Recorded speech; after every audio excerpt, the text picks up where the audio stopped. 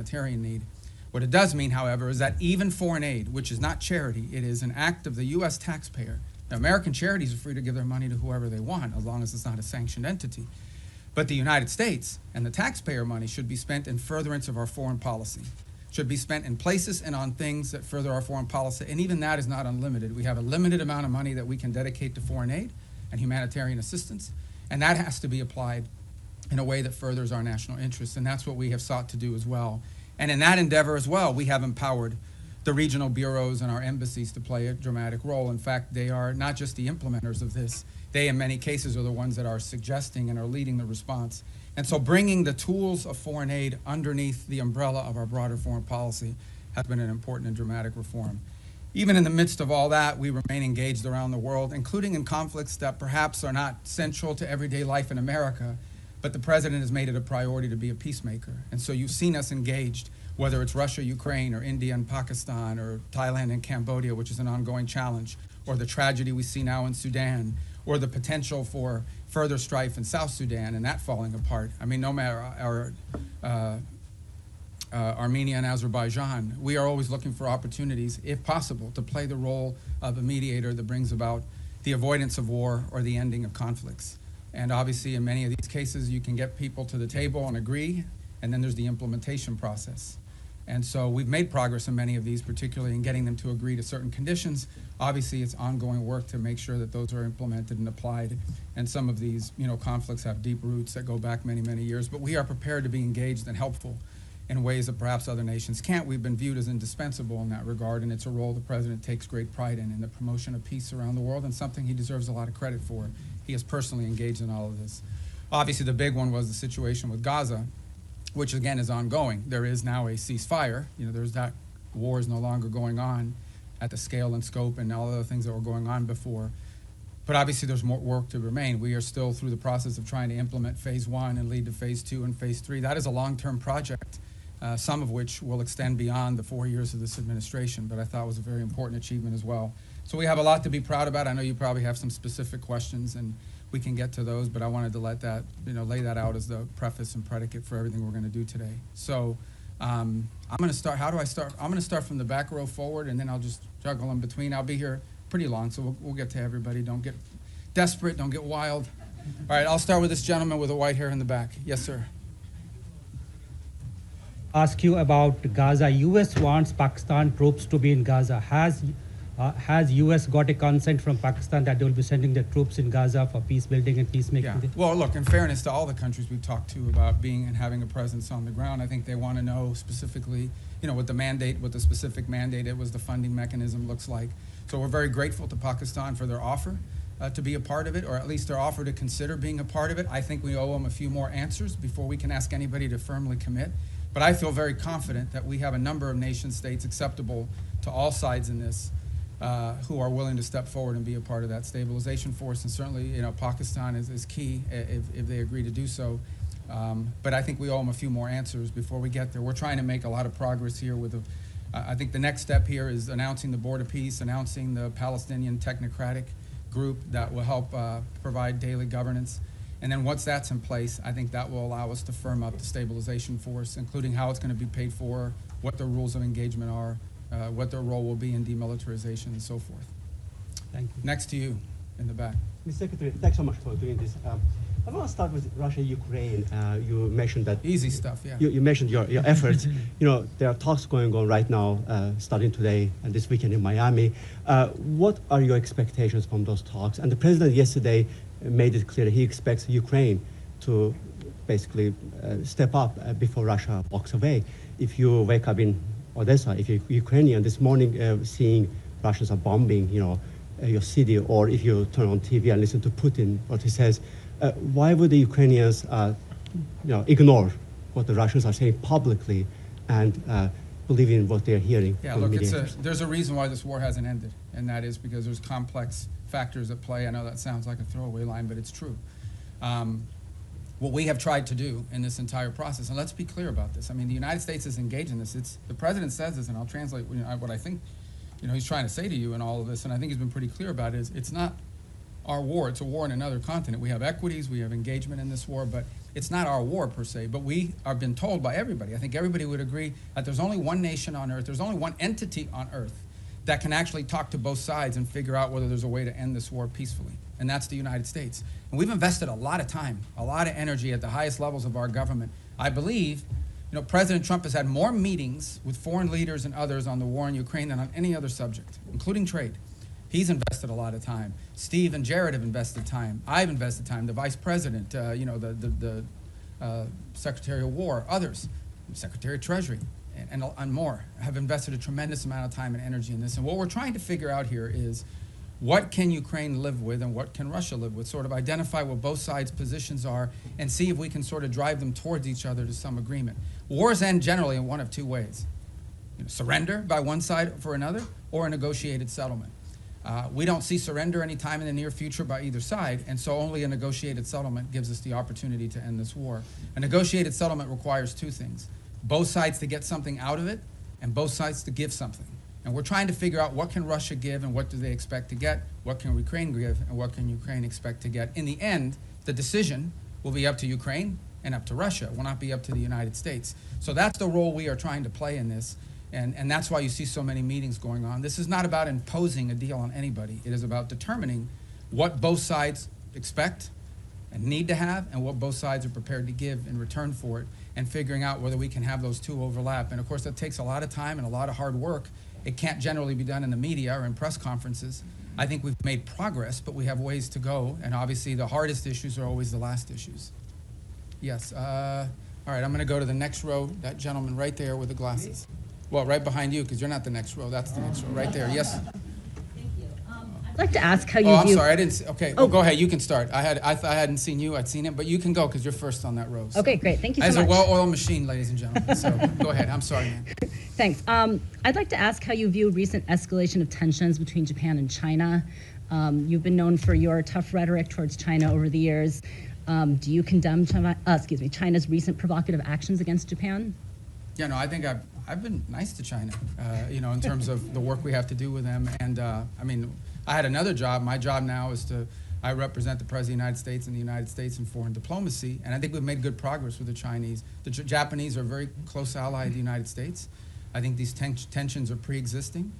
We understand that's one of the dynamics that has to be balanced in that region, and I believe that we feel very strongly that we can continue with our strong, firm partnership and alliance with Japan and do so in a way that continues to allow us to find productive ways to work together with the Chinese Communist Party and the Chinese government. Look, there'll be tensions, there's no doubt about it. I mean, at the end of the day, China is and it will continue to be a rich and powerful country and a factor in geopolitics. We have to have relations with them, we have to deal with them, we have to find the things we are able to work together on, and I think both sides are mature enough to recognize that there will be points of tension now and for the foreseeable future.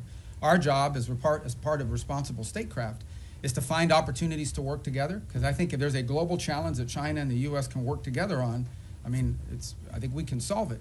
And there'll be points of tension. We well recognize that, and our job is to balance these two things. I think both sides understand that.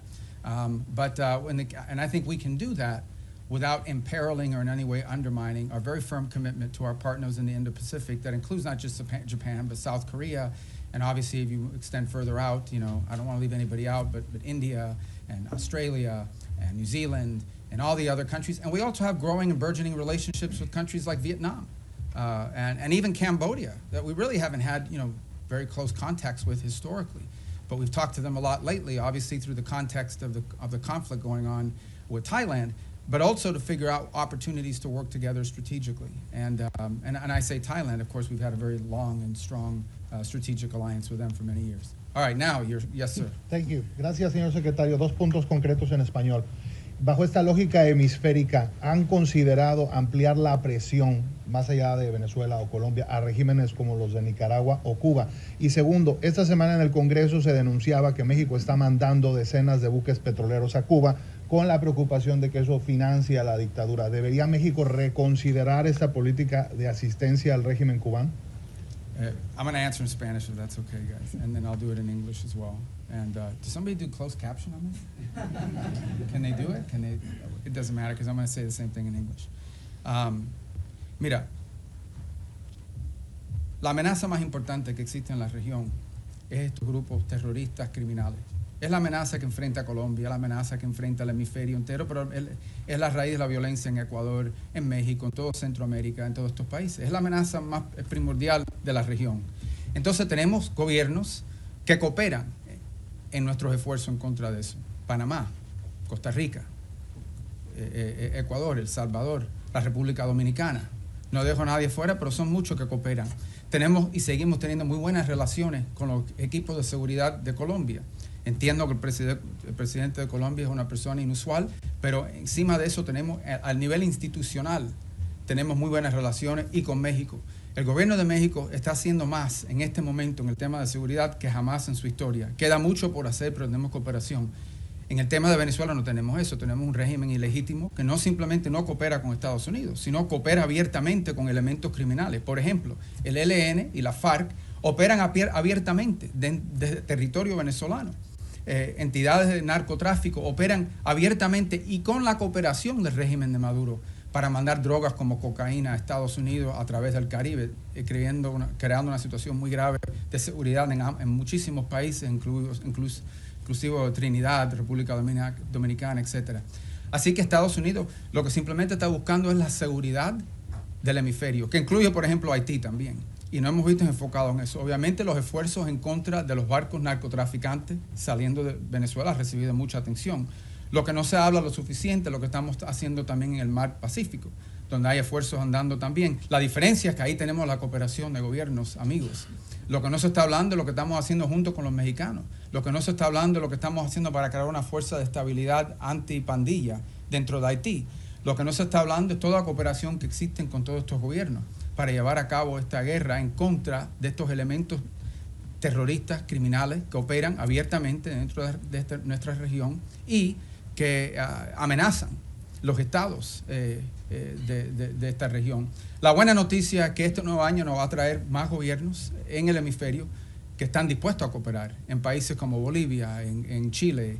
Obviamente ya tenemos grandes amistades en lugares como Paraguay y Argentina.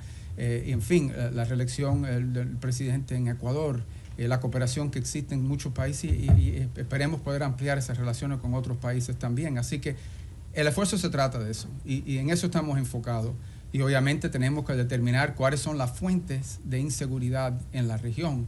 Y esa fuente, la razón por la cual Venezuela ha recibido tanta atención, es porque Venezuela es un país que no simplemente, es un régimen ilegítimo, que no simplemente no coopera con nosotros, sino abiertamente coopera con elementos criminales y terroristas, incluyendo Hezbollah, Irán y otros. Y obviamente estos grupos narcos cooperan abiertamente desde ahí. The question and it's a question many of you might have as well, is when it comes to the Western Hemisphere, the single most serious threat to the United States from the Western Hemisphere is from transnational terrorist criminal groups, primarily focused on narco trafficking, but they're in all sides businesses as well. So the good news is we have a lot of countries in the region that openly cooperate and work with us to confront these challenges. Mexico, their level of cooperation with us is the highest it's ever been in their history. Throughout Central America, for the most part, except for maybe Nicaragua and to some extent Honduras, we've had great cooperation from Ecuador, from El Salvador, from Ecuador being in South America, but across the Pacific coast where we're also undertaking efforts. Guatemala, Costa Rica, Panama, these are all nations that cooperate with us openly in search of stability in the region. You move to the Caribbean basin, in Trinidad, in Guyana, in Jamaica, in the Dominican Republic, countries that openly cooperate with us. Even Colombia, despite its unusual president, has institutions in that country that work very closely with us, and those ties remain unimpeded and unaffected. So all of this is very positive. There's one place that doesn't cooperate, and it's the illegitimate regime in Venezuela. Not only do they not cooperate with us, they openly cooperate with terrorist and criminal elements. For example, they invite Hezbollah in Iran to operate from their territory. But they also allow the ELN and the FARC dissidents not just to operate from inside of Venezuelan territory, to control Venezuelan territory, unencumbered, unimpeded. On top of that, we know that they are in cahoots with drug trafficking organizations. It's not just that they don't work with us against these organizations. Okay? It's that they openly, cooperate with these guys and allow them to operate. So these guys are, marching in and out, doing whatever they want from Venezuelan territory, and it's a challenge. And so that's why that's received so much attention. But I would urge you to not just focus on that, but also focus on all the other things we're doing in the region, including, for example, standing up this gang suppression force in Haiti. which we were looking for 5,500 forces. We already have pledges of up to 7,500 forces from a variety of countries. We've seen donors step up to fund that effort. That's a very important effort. It all ties together cohesively. But the goal here is to bring security and stability to the hemisphere, to the region we live in, okay, which has not received enough attention. To bring the elements of American power to achieve that, to do it in partnership with as many countries as are willing to work with us in that regard. That's the goal here, and it's comprehensive and involves more than just one place. What makes Venezuela stand out is that the regime there actually cooperates with the terrorists. Yes, sir. In that row right there. Yeah, right there in the middle. The hemisphere, the White House recently put out the national security strategy, essentially reorienting towards the Western Hemisphere. It was How good, is right? this strategy going to, yeah. Well, I was involved So in you it, can right? answer from Yeah, both yeah. hats, I Yeah, guess, exactly. but how is that strategy going to dictate your relationship with other hemispheric powers like Canada and Mexico? No, I mean, we want to partner with as many people. I mean, they face the same threats that we do. I mean, it's Mexican mayors that are being assassinated in public squares.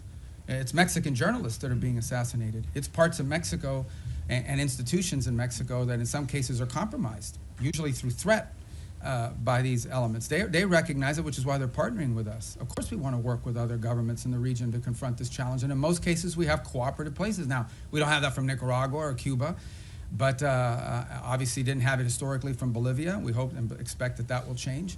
And we certainly don't have that from the regime in Venezuela, who actually don't just not cooperate with us, they openly cooperate with narco-trafficking elements that use Venezuela as a transshipment point. Yes, ma'am. Yes, thank you, Mr. Secretary. Today you had the second round of direct negotiations between Lebanon and Israel. Do you foresee a potential deal between these two countries without another round of war? And the second question, if I may, on Sudan. We know, Mr. Secretary, it's a civil war, but also there's a regional factor here. Where the U.S. A regional what, I'm sorry? Factor Okay, in this yes. war. Where the U.S. stands here, and what's a red line for you? Is a divided Sudan is a red line for the U.S.? Yeah, let's separate the two because they're both easy questions, right? So the first one is we're hopeful. Look, at the end of the day, the goal everybody shares is a strong Lebanese government that controls the country, and Hezbollah is disarmed. They're no longer an armed element that can threaten Israel's security. That's the goal here. And we have tried to, in a cooperative way, to do everything we can to empower the Lebanese government to have the ability to do that. And so I hope that's what these talks are aimed towards, and we'll be supportive in every way we can to achieve that outcome. What I think is abundantly clear to everybody is no one is in favor of a Hezbollah that can once again threaten the region, act as a direct Iranian proxy, and obviously if they threaten Israel, we're not going to have peace. So we are hopeful that the talks between Lebanese authorities and the Israelis will create outlines and a way forward that prevents further conflict. I think I don't speak for the Israeli government. I can only tell you and echo what they've said publicly, and that is that if they feel threatened by Hezbollah, they will take actions in their defense against them. So we all would hope that we could avoid that, right? We would all hope that in order to have peace, you have to avoid that, and the best way to avoid it is to have a strong Lebanese government that can actually control the country, and that Hezbollah is no longer an armed threat to Israel or to the Lebanese state. And that's what we're committed to hoping to achieve. And we hope that, I can't speculate on what the talks will lead to, but we'll do everything we can to make them productive. On Sudan, you've rightfully outlined, I mean, there are regional elements to this. I mean, there are clearly both sides, you know, the SAF and the RSF have supporters from outside of Sudan's borders that are involved, and we've been engaging with those countries. It's not just countries that are providing them weaponry and equipment, it's also countries that are providing transshipment, particularly to the RSF to receive weapons, in some cases advanced weaponry. Our goal right now in the short term, and what we've emphasized to everybody, including in my calls with leaders in the UAE, leaders in Saudi Arabia, we're very engaged in that. Our special envoy, Massad Boulos, just returned from the region, meeting with the Egyptians, with the Saudis, with the UAE, and others. We've also been in collaboration with the UK on some of this. Our goal, the immediate goal we have, is a cessation of hostilities, okay? A humanitarian truce going into the new year that allows humanitarian organizations to be able to deliver aid to the people in great distress. Right now, that's not possible. We are hearing, continue to see reports of humanitarian convoys actually being struck on their way in. And so you can just imagine what's amazing to us is these convoys are struck and the rest of the convoy continues. That's how committed these groups are. But what we said to everybody on it is that what's happening there is horrifying. It's atrocious. That one day the story of what's actually happened there is going to be known and everyone involved is going to look bad. And we have the role we have played is a convening role in bringing the parties to the table. So I think we will know more very soon about whether this is possible. One of the challenges and frustrations in Sudan has been that one side or the other will commit to certain things, and then they won't live up to those commitments. They'll agree to anything and implement nothing.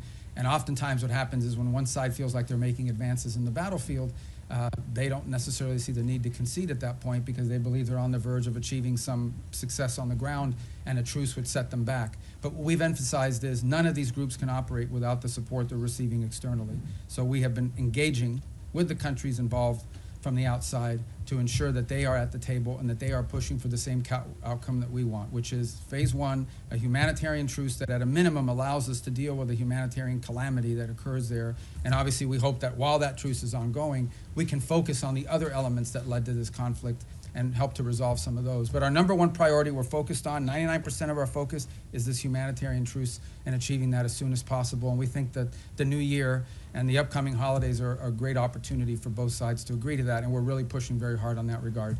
Yes, sir. Right there, because I missed Secretario you. Rubio, en español, Sí. si me permite. El presidente Trump ha llamado al presidente Gustavo Petro drug leader y ha usado, digamos, términos Bueno, él también ha dicho cosas a nosotros. Totalmente, Okay, totalmente. Claro, ok. Secretario Rubio, ¿hay alguna prueba o por qué esta administración llama a Gustavo Petro? Quisiera saber por qué esta administración llama a Gustavo Petro un líder del narcotráfico. Y por último, secretario, si usted considera eventualmente ante la invitación que hace Gustavo Petro ahora al presidente Trump o a usted ir a Colombia y conversar con Gustavo Petro. No, nosotros Gracias. conversamos con cualquiera. Desafortunadamente es una persona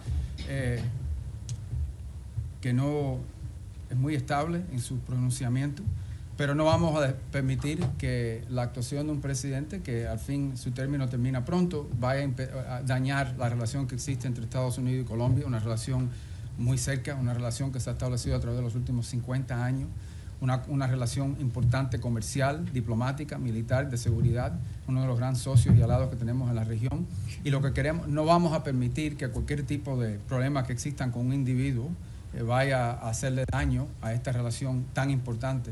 Esperemos que en el futuro exista la oportunidad de tener más cooperación a los niveles más altos del gobierno colombiano, pero no vamos tampoco a dañar, o no queremos dañar, a todas las relaciones que tenemos y los enlaces que tenemos, incluso con individuos en el cuerpo legislativo y también con oficiales electos al nivel local, muchísimos alcaldes y de diferentes lugares dentro de Colombia que también tienen muy buena relación con Estados Unidos, y la amplia y estrecha relación que existe entre nuestros pueblos también.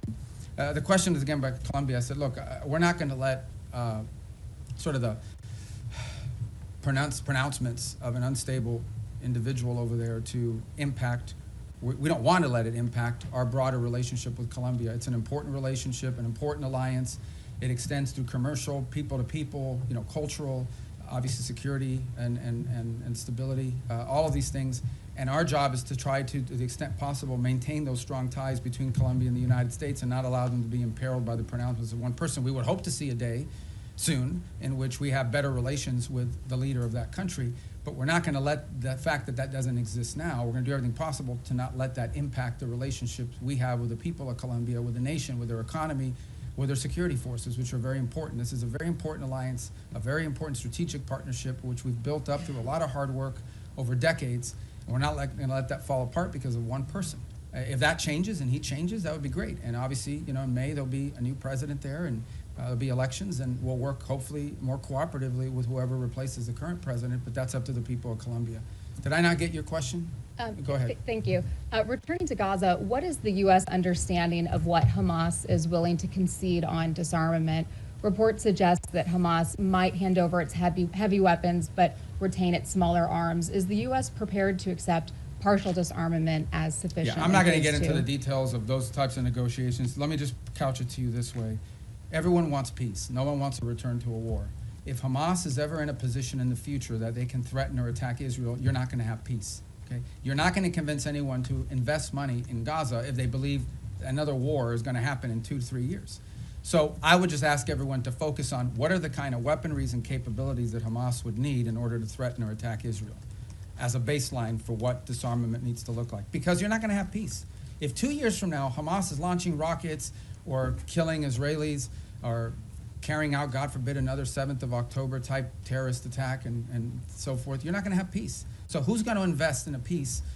Who's going to invest in rebuilding a place that's going to get destroyed again in a future war? So that's why disarmament is so critical. Now, what that entails, we're going to leave that to the technical teams to work on. It would have to be something, obviously, that they're willing to agree to, that our partners can push them and pressure them to agree to. It also has to be something that Israel agrees to. In order for that to work, both sides have to agree on it, and we need the space to do it. But that's the way to think about it, okay? You cannot have a Hamas that can threaten Israel in the future.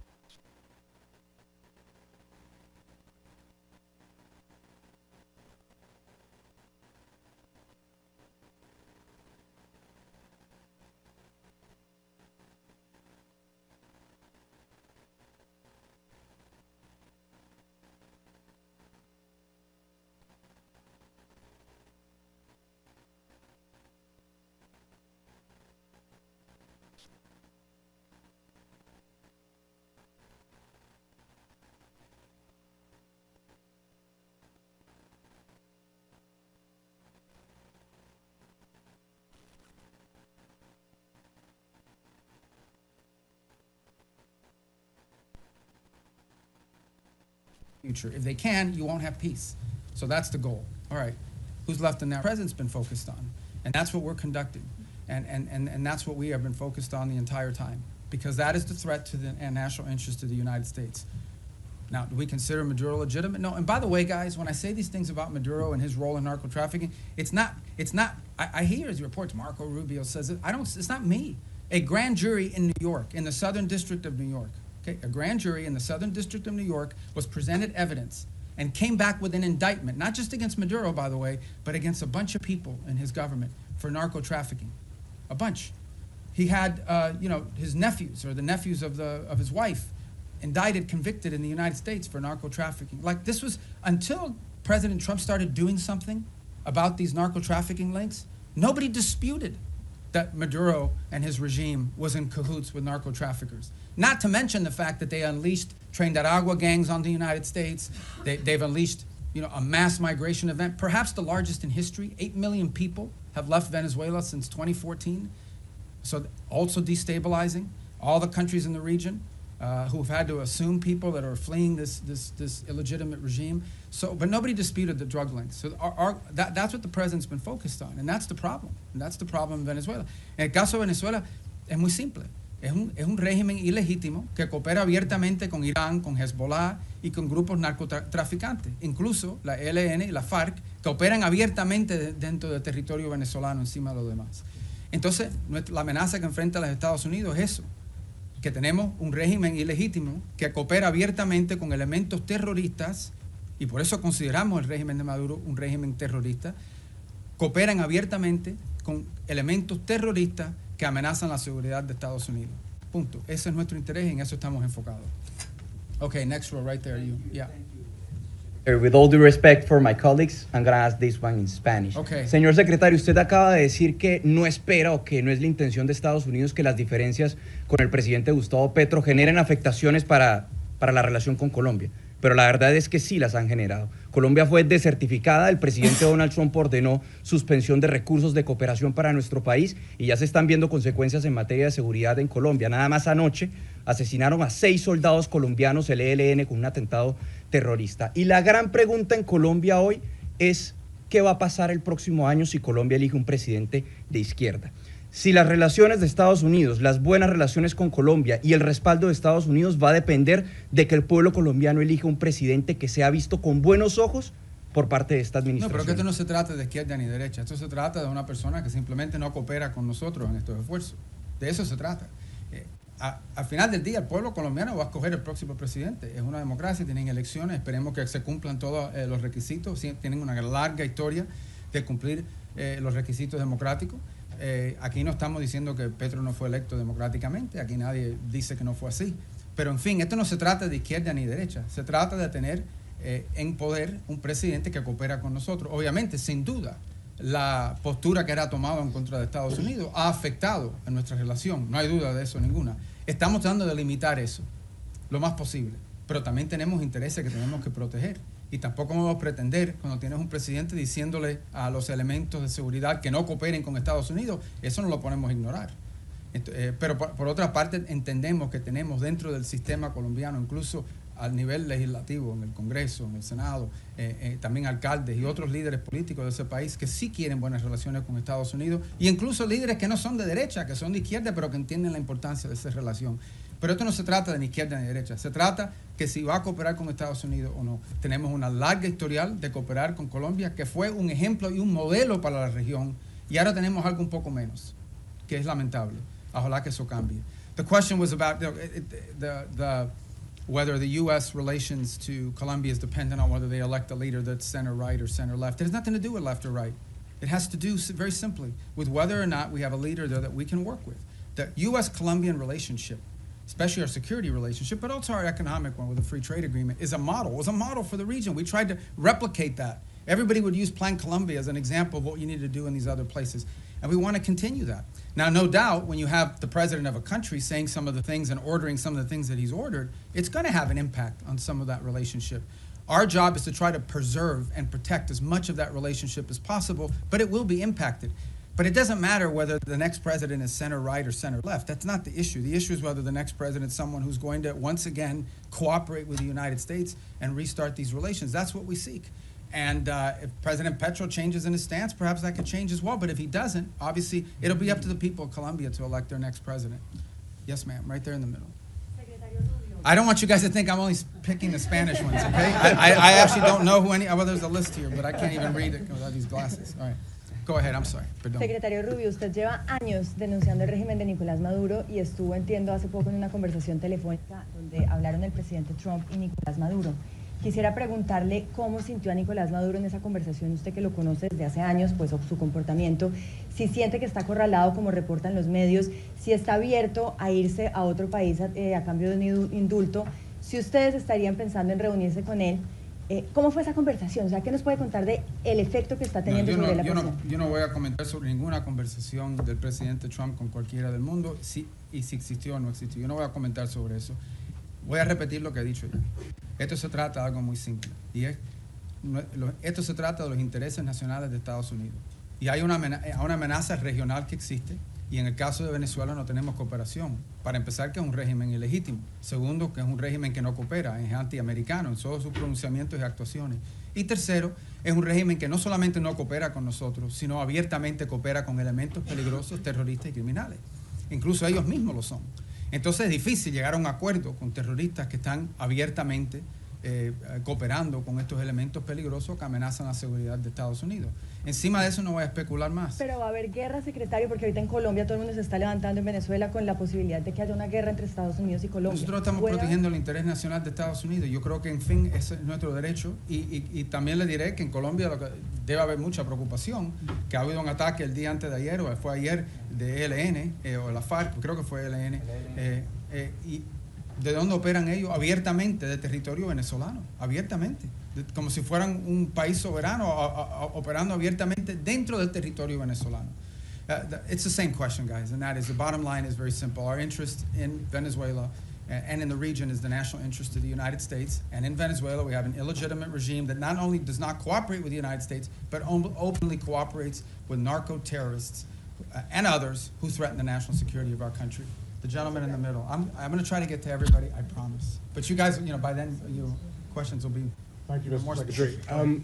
You said a few moments ago that everyone wants peace for Gaza, and yet by any metric, the Israelis are flouting the ceasefire that President Trump negotiated by killing an average of 2 children a day, not allowing the agreed-upon humanitarian aid into Gaza. How long can this continue? How long can the Israelis be allowed to show such disrespect to President Trump? Well, look, that's your characterization of it about the term disrespect. What I would say is this. This was, first of all, it was a miracle that it happened in the first place. We all understand how difficult it was for that to come to the conclusion that it did, where the bombing and everything else, the scale and scope of what we saw ended, all the hostages were released, and we have relative peace right now for the most part, despite the things you're pointing to. That was very difficult. But this is not easy. Peace is a verb. It's an action. It's not a sentiment. Every single day will bring challenges. Every single day.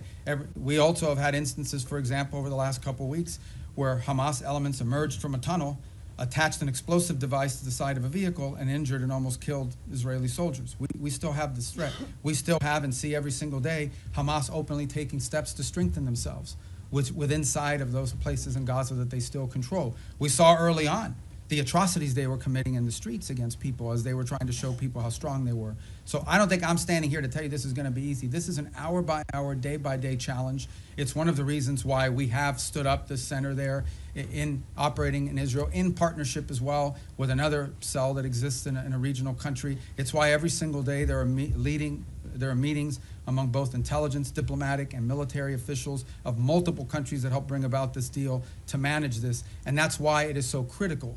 It is so critical and so key that we move to complete this first phase, that we move to put in place the board of peace, get everybody agree to be a part of it, move to put in place this Palestinian technocratic organization so that they can begin to provide some governance structure, and move to put in place the stabilization force. That's the goal here, but it's not going to be easy. Every day will bring new challenges to that, and we recognize those challenges are coming from all sides. Very quick follow-up there, but who's going to want to be a part of a stabilization force if Israel is effectively using Gaza as a free fire zone? Well, these are the things these are the things that we're working through right now. That's why it didn't happen yesterday.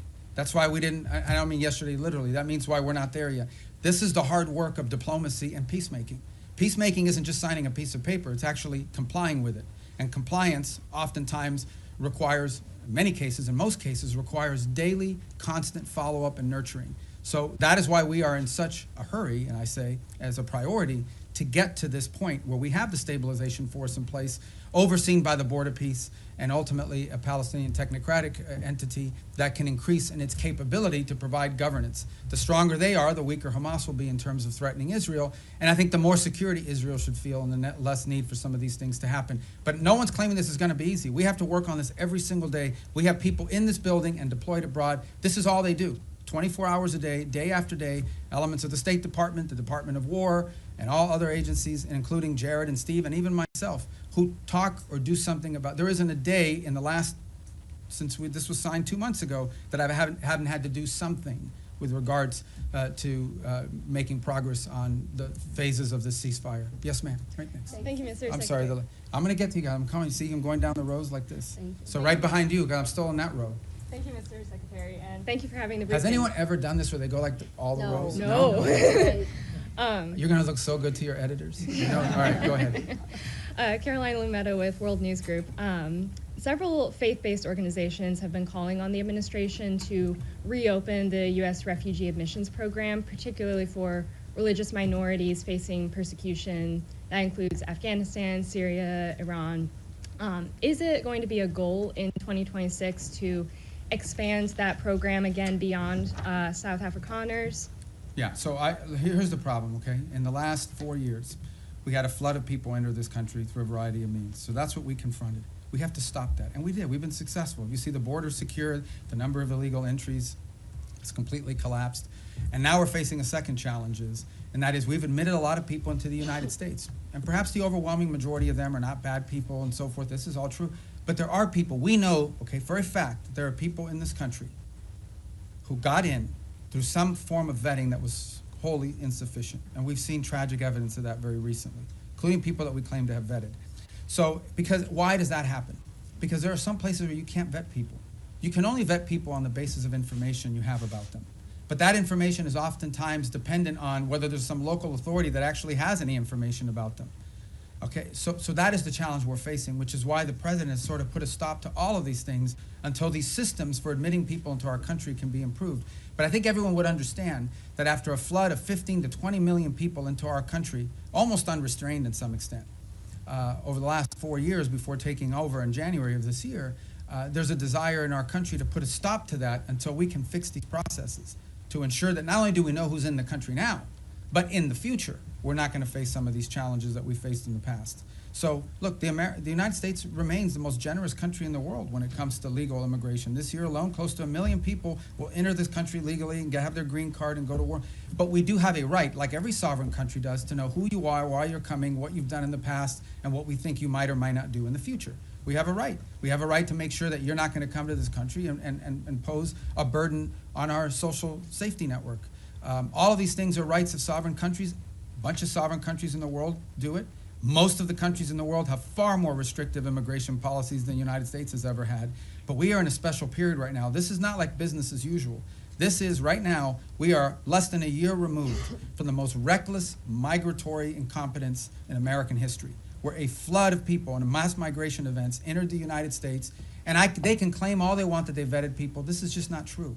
Some of them were cursory vetting, and in some cases you couldn't vet them because the countries or places they came from had no documents upon which they could be vetted on. So that program will be studied, and it will not be restarted at the scale and scope it was until we are comfortable that it is one that we know everyone who's coming in and who they are and whether they meet the criteria for admission to the United States. Do you have any sort of timeline? Thank you so much, Mr. Secretary. A follow-up on the conversation between President Trump and Maduro, because the day after the conversation, the president said he was going to be meeting that gentleman very soon. Is this still being considered? Is the president still considering that? Is still a chance for diplomacy on Venezuela? And also, any role that you see Brazil could play? Because just a few weeks ago, President Lula spoke with President Trump and Nicolás Maduro.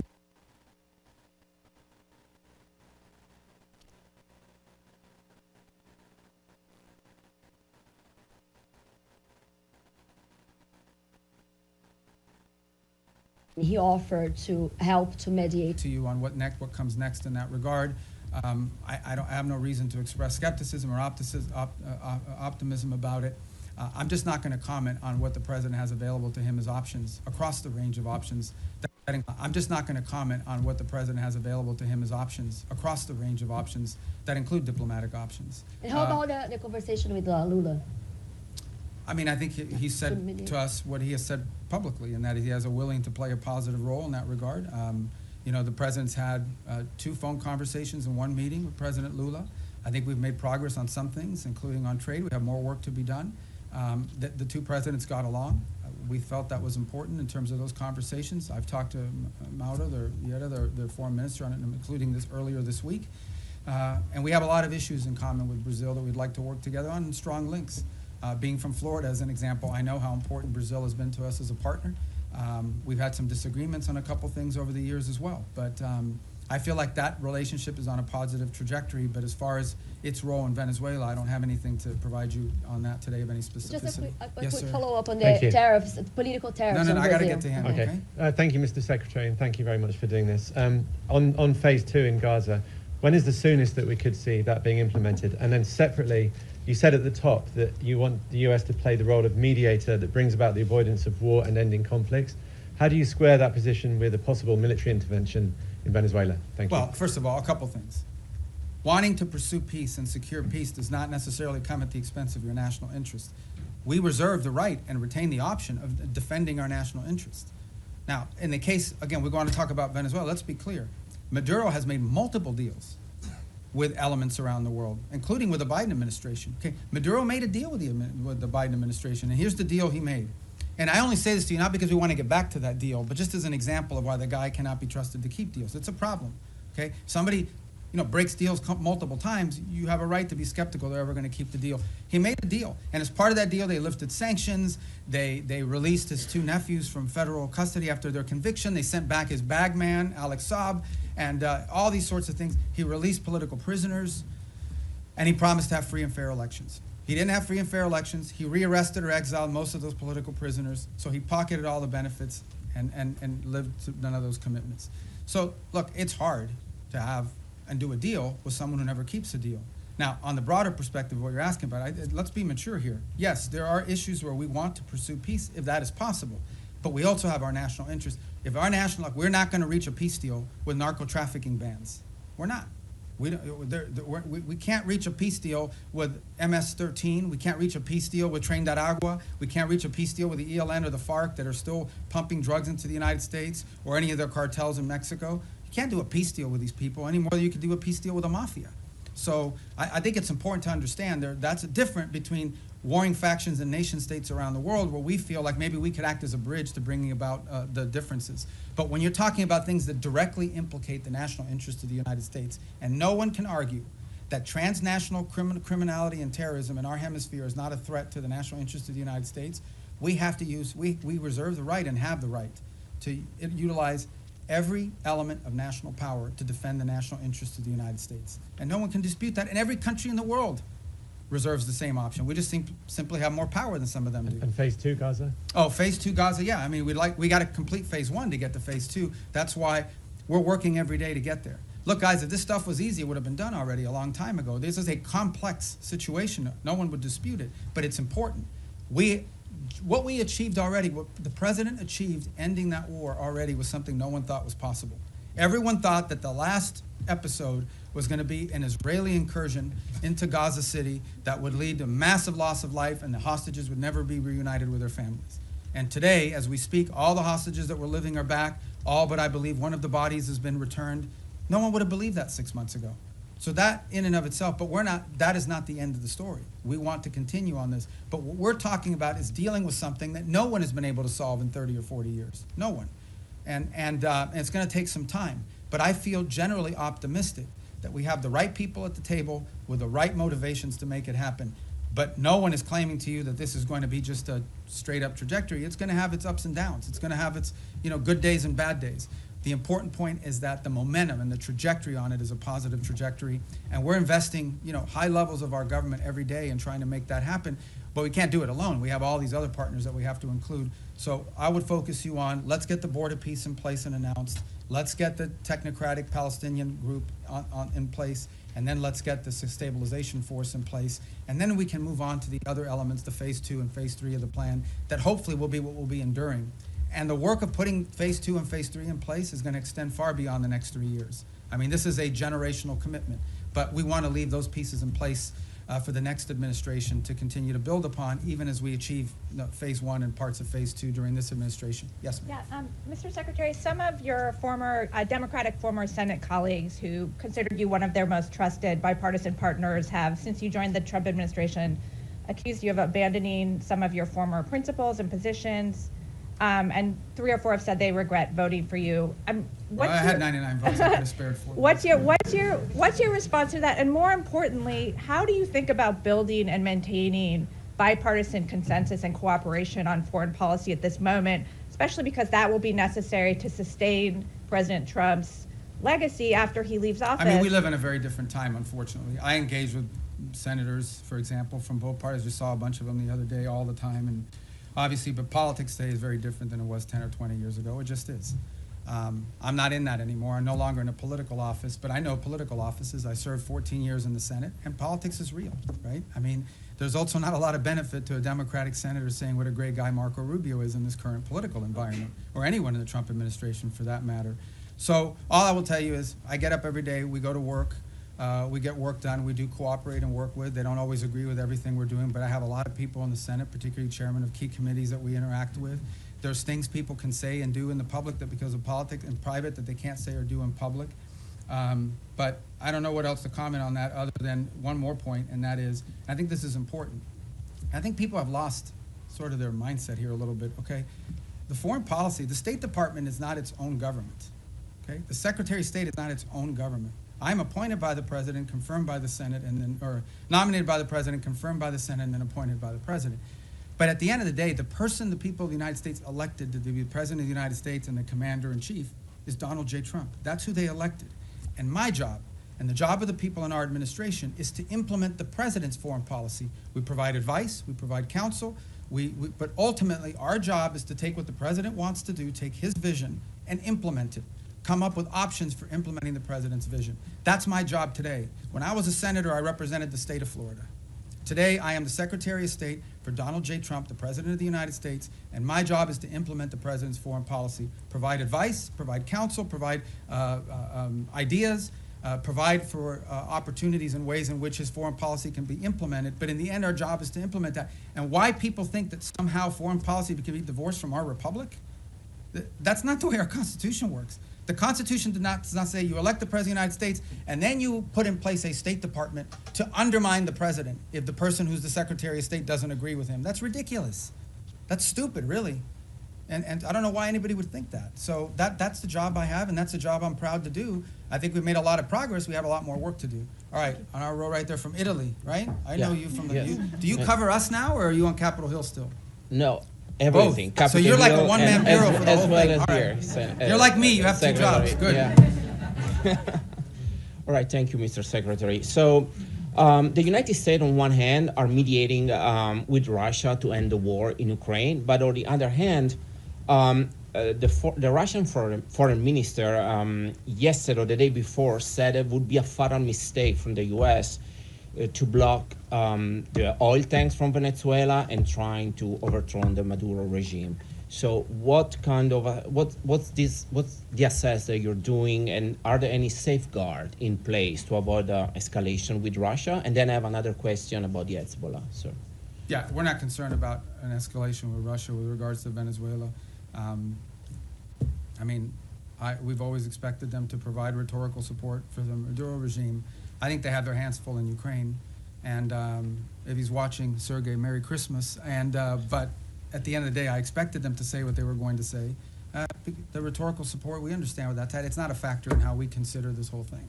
And then, if I may, about the Hezbollah, I know you already answered, but I wanted to ask you if the US administration is considering a broader military support involving also potential Arab partners, not only in providing weapons, but also going into the field to disarm the Hezbollah if the diplomatic talks will fail. Well, I've not heard anyone sort of suggest that at the level of detail that you've talked about. I think regionally, for example, if you talk to the Syrian authorities, they're very concerned about Hezbollah. I think most of the countries in the Gulf region view Hezbollah as an agent of Iranian influence and Iranian action. But as far as what you're discussing, which is sort of a coalition of armed units going into Lebanon to disarm Hezbollah, I've not heard that proposed by anybody. Perhaps you have, but I haven't, and that's not certainly something we've been... Senator Graham. Oh, okay. Was talking about this at the my former Congress. colleagues, yeah. Well, you should ask Lindsey about how he's going to put that together, because, but we just haven't heard it. I'm not saying you may not hear that one day in the future, but I think what is clear, and I think maybe perhaps what Lindsey is speaking to, is that it is clear that if you talk to leaders in the region in all these countries, they all have the same goal, perhaps not, which is to ensure that Hezbollah can no longer play the role that they've played in the past, not just threatening Israel, but being an agent, an open agent, really a proxy of Iranian influence in the region. Thank you. Next. I didn't get to you. Oh, I'm in the new row. Okay, go ahead. Okay, thank you so much, sir. You have previously said in the past that you and the administration are committed to fixing the backlog of visas for foreign-born priests and other religious workers, whether that be through the Religious Workforce Act, or through maybe a standalone process. Is there any update you can give on the status of that and what's being done to I think we'll have fix more to this announce issue? on that early next month. Yeah, early next month. Okay. We've worked closely with a lot of the religious authorities to do that. Obviously, depending on the denomination, we're not discriminating in favor of one versus another. Mhm. Some denominations are more professionalized in terms of what they're able to provide us with and sort of information versus others. Some of it depends the country they're coming from, because, you know, we have to be careful not to be waiving, you know, we have country-specific requirements depending on the country they're coming from. But I think we have a good plan in place to put that into effect. And I know we've worked with a number of denominations in that process. Obviously, one of the big users of that system is the Catholic Church in the U.S., and so we've worked with the Conference of Bishops. And I think we're going to get to a good place. We don't have it ready yet. All this takes time to put together, but we're moving quickly, and I think we'll have something positive about that at some point next month, hopefully in the early part of next month. Thank you yes, so much. sir. Thanks, Mr. Secretary. White House Chief of Staff Susie Wiles said that the U.S. would need congressional approval to conduct ground strikes in Venezuela. Do you share that view? And on your response today on regime change, Wiles already acknowledged that the point of the strikes was to pressure Maduro, i.e. have him leave. Why not just acknowledge that this is a regime change? Do you have the quote she said? That this is but do you have the quote? To cry uncle. Yeah, so, okay, so cry uncle, all right? I guess in Spanish you would have to say tío. But I think, I don't know how that, I mean, you can interpret any way you want. But at the end of the day, it is clear that the current status quo with the Venezuelan regime is intolerable for the United States. The status quo, that they operate and cooperate with terrorist organizations against the national interest of the United States. Not just cooperate, but partner with and participate in activities that threaten the national interest of the United States. So yes, our goal is to change that dynamic. And that's why the president's doing what he's doing. Change that dynamic by ensuring that no one wants to get on drug boats anymore. You know, people were just going out there, you know, openly without any fear of the reaper. And now I think people understand, like, it's not a good idea. By the way, we haven't had a strike in the Caribbean Basin in almost 5 weeks. Do you know why? It's not because we stopped looking. It's because no one wants to get on a boat anymore and do that. So it's been effective at cutting that down. Now there's been strikes in the Pacific. So the bottom line is that, sure, our goal is to, I mean, what's the point of doing something? But the change, people want to focus on regime this and this and that. The goal here is very simple. The national interest of the United States. The President of the United States was elected to protect the American people, to protect America. That's what he was elected to do. It's one of his fundamental promises that Donald J. Trump made when he was elected President of the United States is, I am going to protect this country. Protect us from what? From the threat of terrorism, from threats to our economy, and from threats these drug organizations and these terrorist organizations pose against the United States. And if you are an ally, a friend, a partner, or cooperate or participate in activities that threaten the United States, you're going to have a problem with President Trump. I think the only shocking thing here is that a lot of people say that. People run all the time for office. I'm going to take on the cartels. I'm going to do this. He's actually doing it. He's not doing anything he didn't say he was not going to do during this campaign. He said he was going to go after the cartels. And now he's going after the cartels and everybody's shocked. Don't be shocked. This is a man who was elected president because he says and then he does. He doesn't just say and then forget about it. In congressional approval on land strikes, do you think that the United States does need to go to Congress in order to conduct land strikes in Venezuela? Well, look, I'm not going to speculate about things that haven't happened and may never happen. I'm not going to speculate on that. All I'm going to tell you is that two things. And I remind Congress all the time. By the way, I was very consistent on this position because it was my position when I was in the Senate. Number one, no administration, Republican or Democrat, has ever accepted the War Powers Act as being constitutional. That said, multiple administrations, including this one, have sought congressional approval and or certainly congressional notification of actions taken. Why?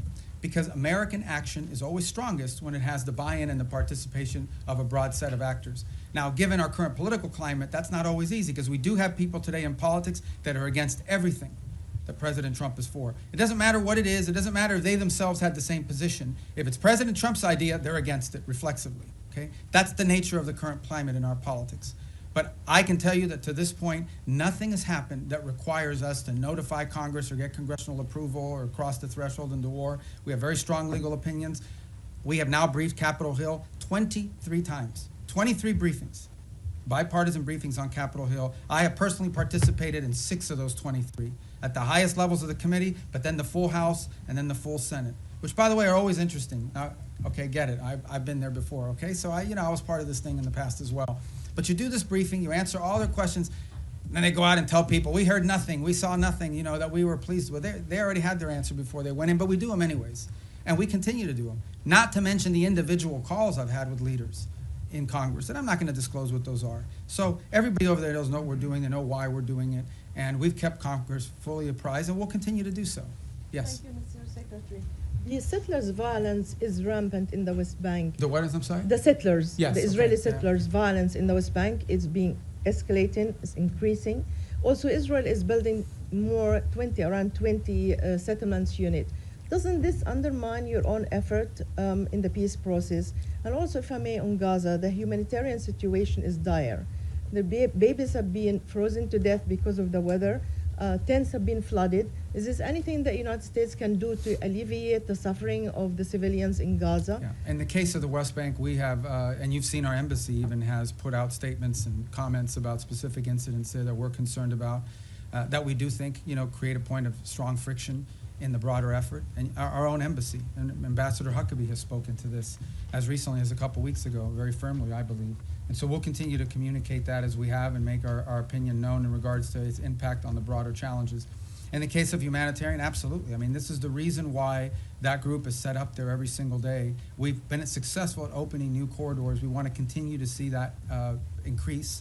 We want to continue to see the flow of aid increase into those parts of Gaza that are still under Hamas control. But it also goes back, not to sound like a broken record, to why it is so critical to have the border peace put in place and the Palestinian technocratic group put in place. Because that allows us now, when you have this technocratic Palestinian group in place and a stabilization force to provide security, it now allows us to have someone we can work with to turn over the humanitarian aid to and have them be the ones that help distribute it along with these international partners. That's what the point we're trying to get to, that we can get to a point where that is, and you know, part of the thing with humanitarian aid is also security. Someone has to provide security for these convoys as they go in, because oftentimes they have been attacked, they've been looted, they've been so forth.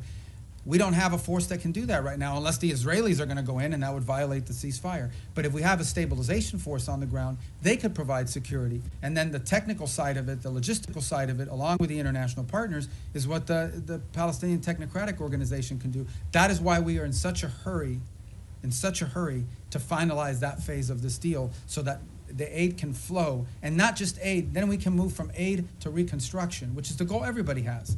You want to reach a point in which you're not providing aid because Gaza has an economy, and it's not an economy controlled by Hamas. But we can't get to that stage until we can secure the place. And that's why we're in such a hurry to finalize that phase of the deal. Yes, sir. Vladimir Putin today had I his thought own... you were introducing yourself. No, no. I'm Vladimir Definitely Putin. not. Definitely not. Vladimir So Putin. what are you doing here? Nick Schiffer in PBS NewsHour. Vladimir Putin had his own end-of-year press conference today. Oh, he's trying to step on my message. Yeah, exactly. His went, I think, 4 hours, so we got at least 3 hours. And he said he was willing to end the war in Ukraine. I bet you he didn't do it in Spanish. He did not. All right. Go ahead. I'm sorry. No, it's all right. He said he was willing to end the war in Ukraine based on principles he had outlined last summer, and that included a complete Ukrainian withdrawal from 4 regions, most of which are not occupied by Russia, recognition of occupied Russian territory in Ukraine, and the complete lifting of sanctions. That goes beyond some of the recent conversations you've been having. So do you think Putin is serious about peace, and is the U.S. willing to recognize occupied Russian territory in Ukraine? Look, I think ultimately there is what people say, and I'm not claiming that that's not his position. I'm just saying there's what people say and then what people do. In the end, we're not going to base our approach to finding peace here on the basis simply of what people are saying. We're going to base it on what people are willing to agree to, what countries are willing to agree to. Our role is very simple. We try to understand what the Russian position, how much can they give and what do they have to have. We understand the Ukrainian position, and we try to find whether those two things can overlap. Maybe that happens this week. Maybe that happens next month. Maybe that's not ready for a few months. That's not up to us. That's up to the two sides. In the end, it's up to them to make a deal. We can't force Ukraine to make a deal.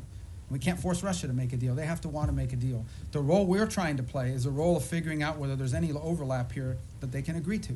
And that's what we've invested a lot of time and energy and continue to do so.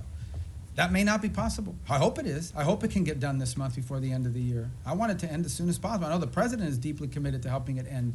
I know this, though, we're the only ones that can do it. If we were not involved, no one would be talking to both sides. The UN can't do it, but who else is going to do it? Nobody in Europe can do it.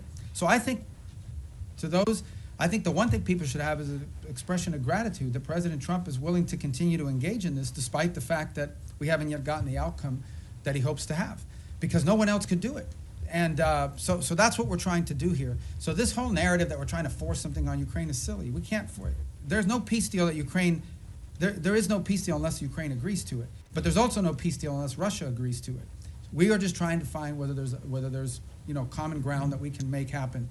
And maybe that's not possible. Maybe it is. Maybe that's not possible right now.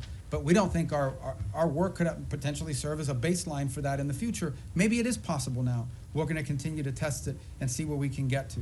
Is the U.S. willing to recognize occupied territory? I'm not going to speak on any specifics of any deal because we're not going to be able to negotiate a peace deal, especially one like this, in the media. Suffice it to say, let me just put it to you this way. There can't be a peace deal unless Ukraine agrees to it. And there can't be a peace deal, of course, unless Russia agrees to it. But remember that. Any peace deal is one that Ukraine has to agree to because they're a combatant. If Ukraine says we don't agree to it, there won't be peace. So our job is not to force anything on anyone. It is to try to figure out if we can nudge both sides to a common place. And guys, in a conflict like this, in a war like this, that's not easy. It takes a lot of time. We're going to have some patience with it, unfortunately. It's already gone longer. But understand why the president cares about this, okay? Because let's be honest here, and I'm not trying to diminish this, okay? Because it's an interesting position to be in. The United States only provides, we don't provide weapons to Russia, we only provide weapons to Ukraine. The United States doesn't sanction Ukraine, it's only sanctioned Russia. And yet we are still the only country in the world that can talk to both sides. So let's be clear about the role we've played in this so far. I mean, we're the only ones that can.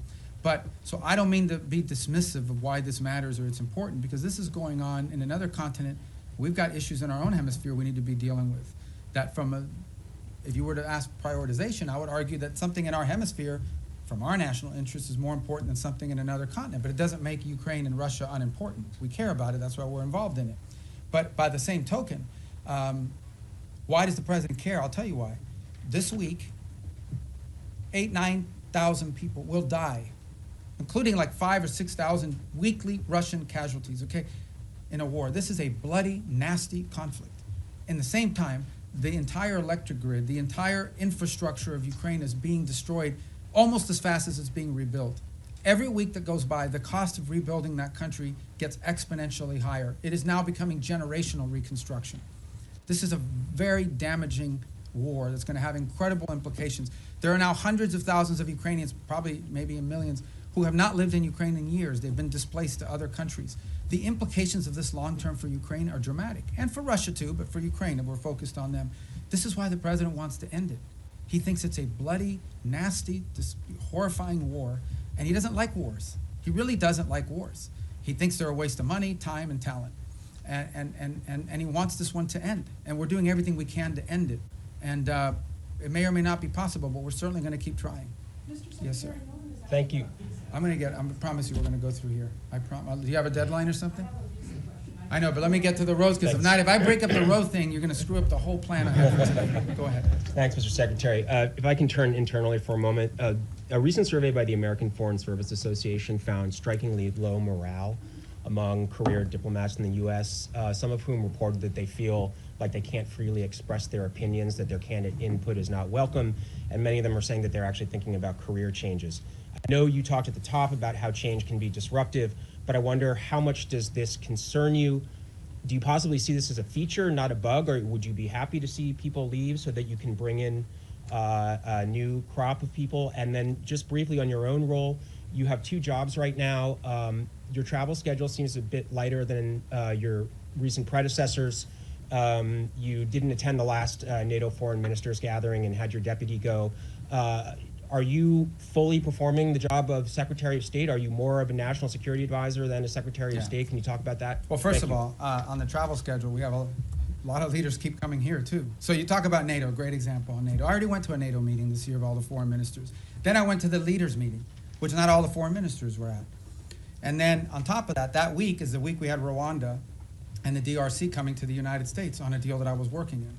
So as far as the travel schedule is concerned, we have a lot of leaders constantly coming here. We have leader meetings every single week for the most part up until last week.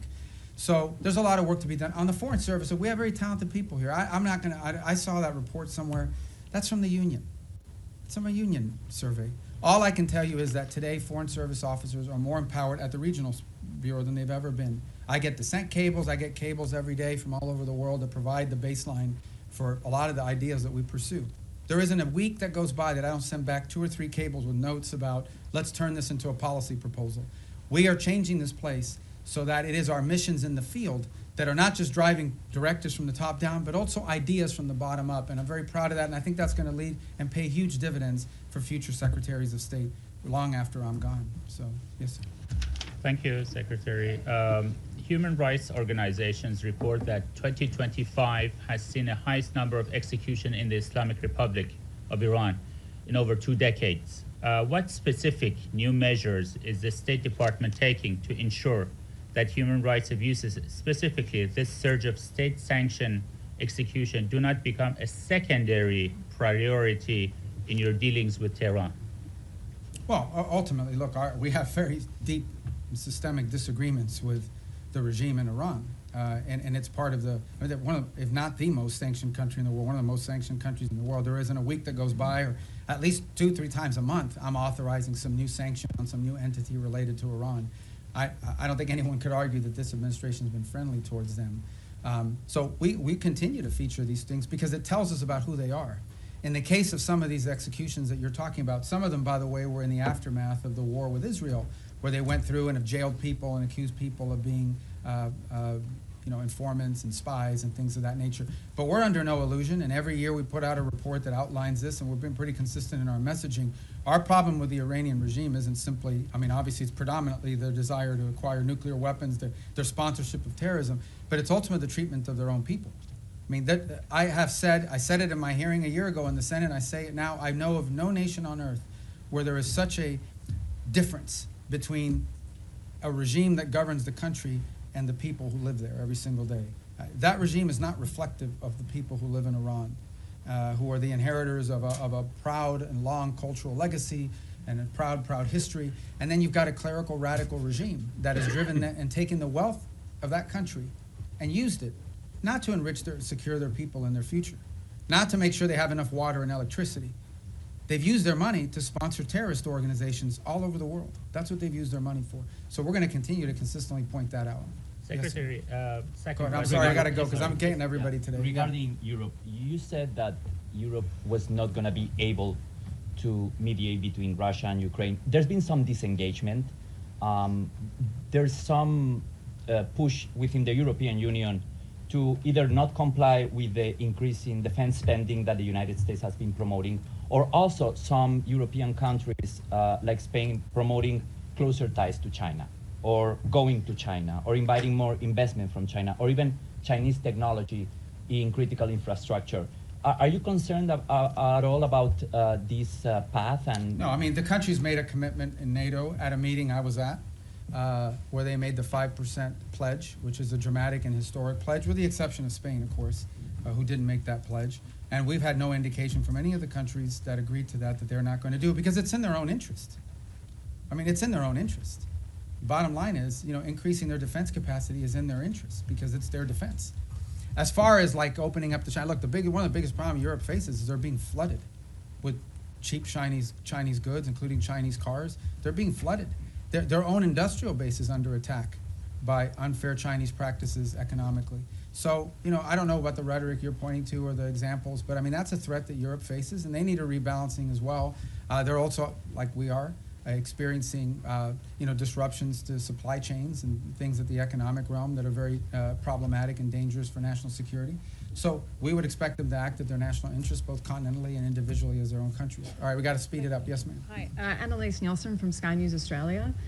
In your national security strategy, you've warned Europe about civilizational erasure. When you've been watching what's been happening in Australia with the rise of anti-Semitism and our government's response to the Bondi massacre, our Prime Minister's dodged direct questions on Islamic extremism, but then unprompted evoked right-wing extremism as a threat. Do you have any message to Australia about civilizational erasure, and why is America watching? Look, I just think it's very simple, and that is that any mass migration is highly disruptive to any country. We talked about it here in the United States. When you experience mass migration, I don't talk about immigration, I'm talking about mass migration. Okay, mass migration is a negative thing. It's not positive. And it's very difficult for any society to absorb and assume hundreds of thousands, if not millions of people over a short period of time, especially if they come from halfway around the world. There are cultural and assimilations issues related to that, et cetera. And so these are concerns that it's concerns I have about our own country primarily. It's been a priority of this administration to address this. But I think it's a growing concern in Europe. I mean, there are other voices in Europe and obviously in Australia as well that have expressed concern about this. These are facts. This doesn't make you anti-anybody. What it makes is you do have, as a sovereign country, the right to control how many people you absorb, how many people you allow in, and who those people are. This is a very basic sovereign right. Okay? It doesn't mean you don't allow any people in. There are people coming into this country every day to visit, to work, to live permanently, but you have to know who they are, and you have to have some limits and controls over what those numbers are. And obviously, because of some of the things we've seen, mass migration over the last decade has been highly disruptive, not just to the United States, but also to continental Europe, and in some cases in the Indo-Pacific as well. So I just think this is a real challenge that multiple Western advanced industrialized countries are facing, and I think it's pronounced in parts of Europe as well, and obviously, at least on the basis of your question, appear to be a challenge as well in Australia. All right, to the next row. Yes, ma'am. Hold on, Andrew, right behind you. I'm going to get to everybody. Go. Yeah. Oh, I just wanted to ask. You don't have a question? Okay, no, I'm kidding. Go ahead. On Ukraine this weekend, the meetings with the Ukrainian delegation and the U.S. delegation, are you planning to participate? It's in in those Miami. meetings? They're starting today and tomorrow. I may be there tomorrow for a portion of it.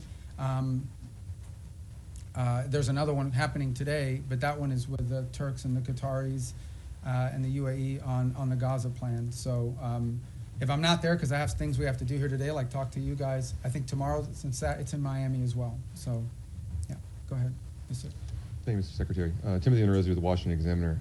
Going back to the previous question about Europe, and I believe the Sky News reporter referenced civilizational erasure, which is a term that has been used by both the White House and the State Department. both the White House and the State Department have made kind of recurring overtures to Europe as a civilization that is in some sort of danger and that should join with the United States as a sort of Western civilizational bloc. And it seems to be a recurring priority.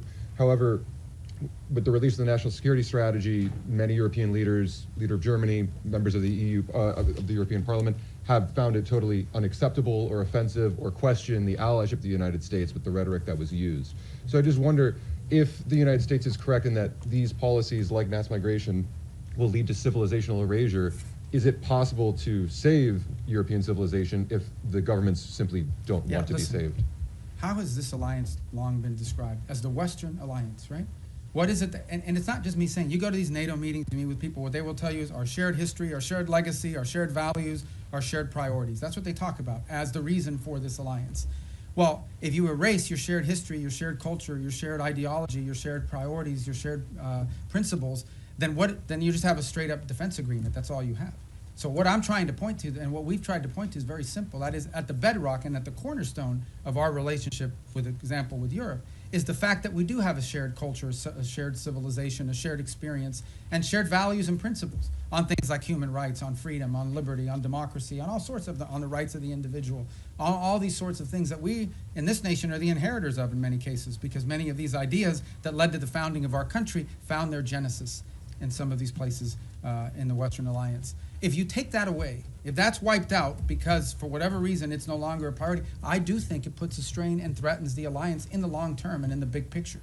Now, whatever internal politics causes people to dispute this, I'm not going to comment on, other than to tell you that I do think that at the core of these special relationships we have is the fact that we have shared history, shared values, shared civilizational principles that we should be unapologetic about. This is a nation that was founded on Western principles.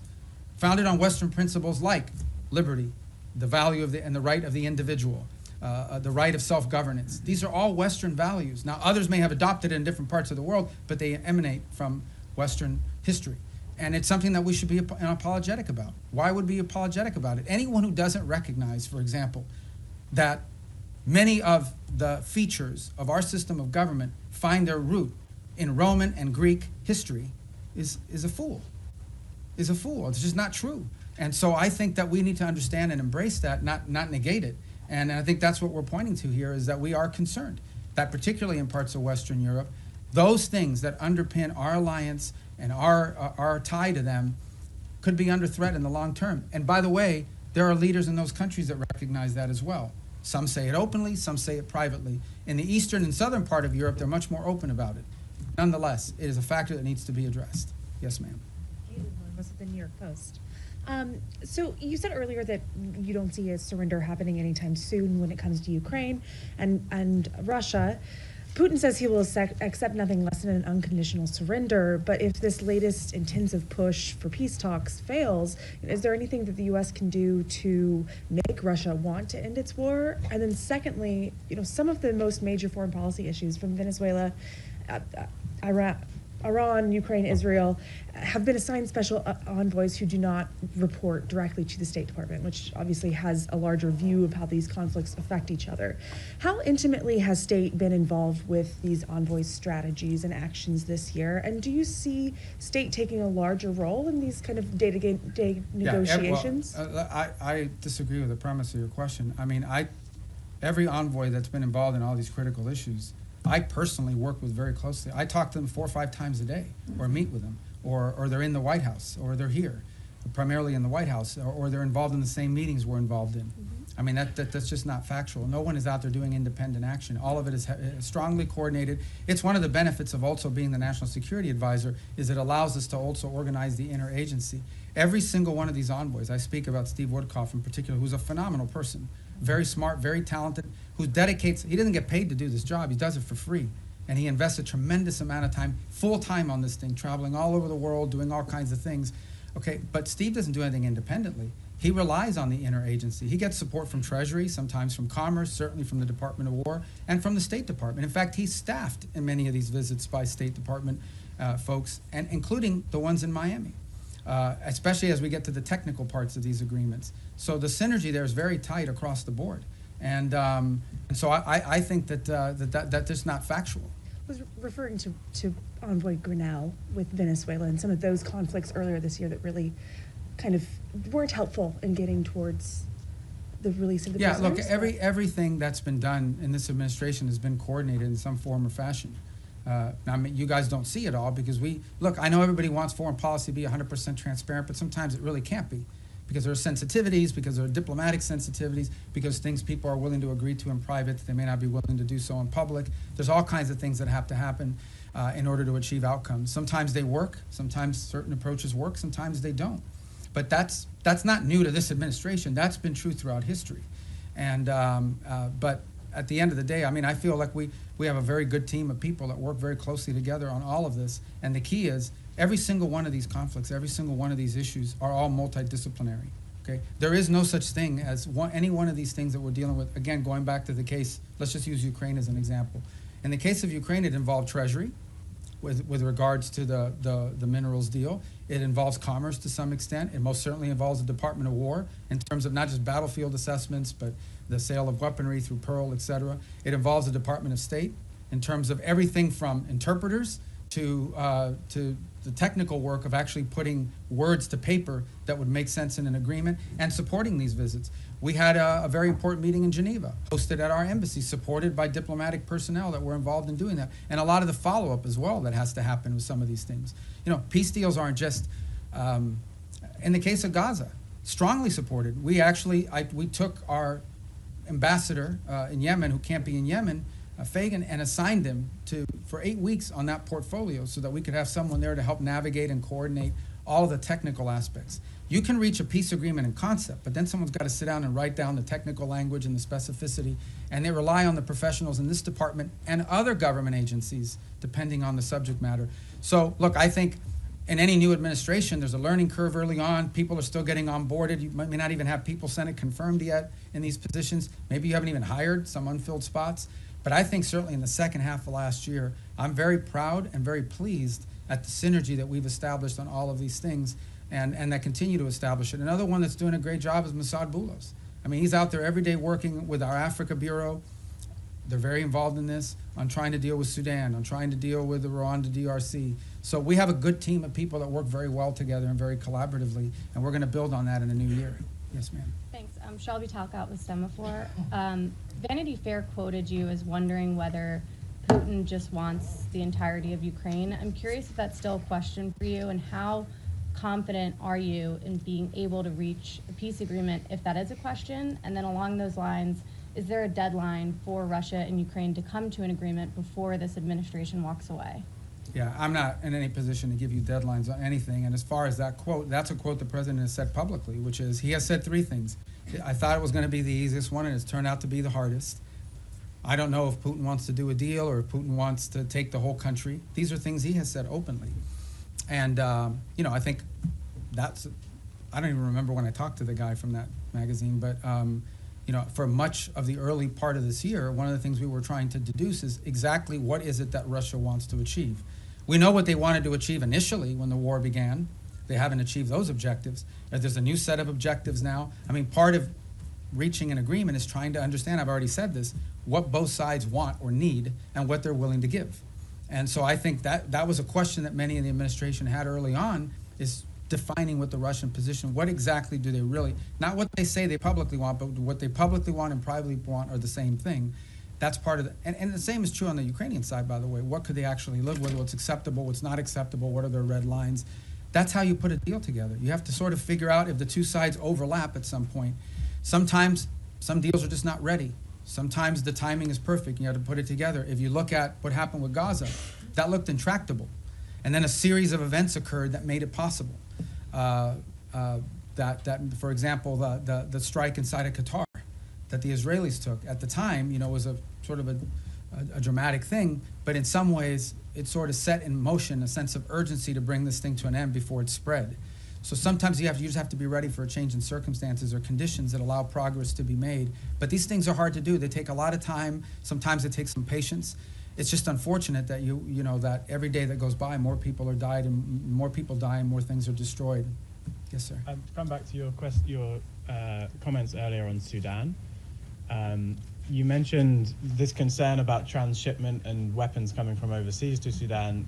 Could you sort of put a slightly finer point on it? Have you raised this with the UAE in your meetings that they need to stop providing support to the RSF? And have you got any commitment or any kind of look, none of these, neither side has their own factories for the most part, right? All these weapons are acquired from abroad. They have to come from somewhere else, and they have to come through somewhere else. So someone is allowing it to be shipped in, and someone is actually shipping it. So we've had the right and appropriate conversations with all sides of this conflict, because that is their leverage. Without their support, neither side can continue.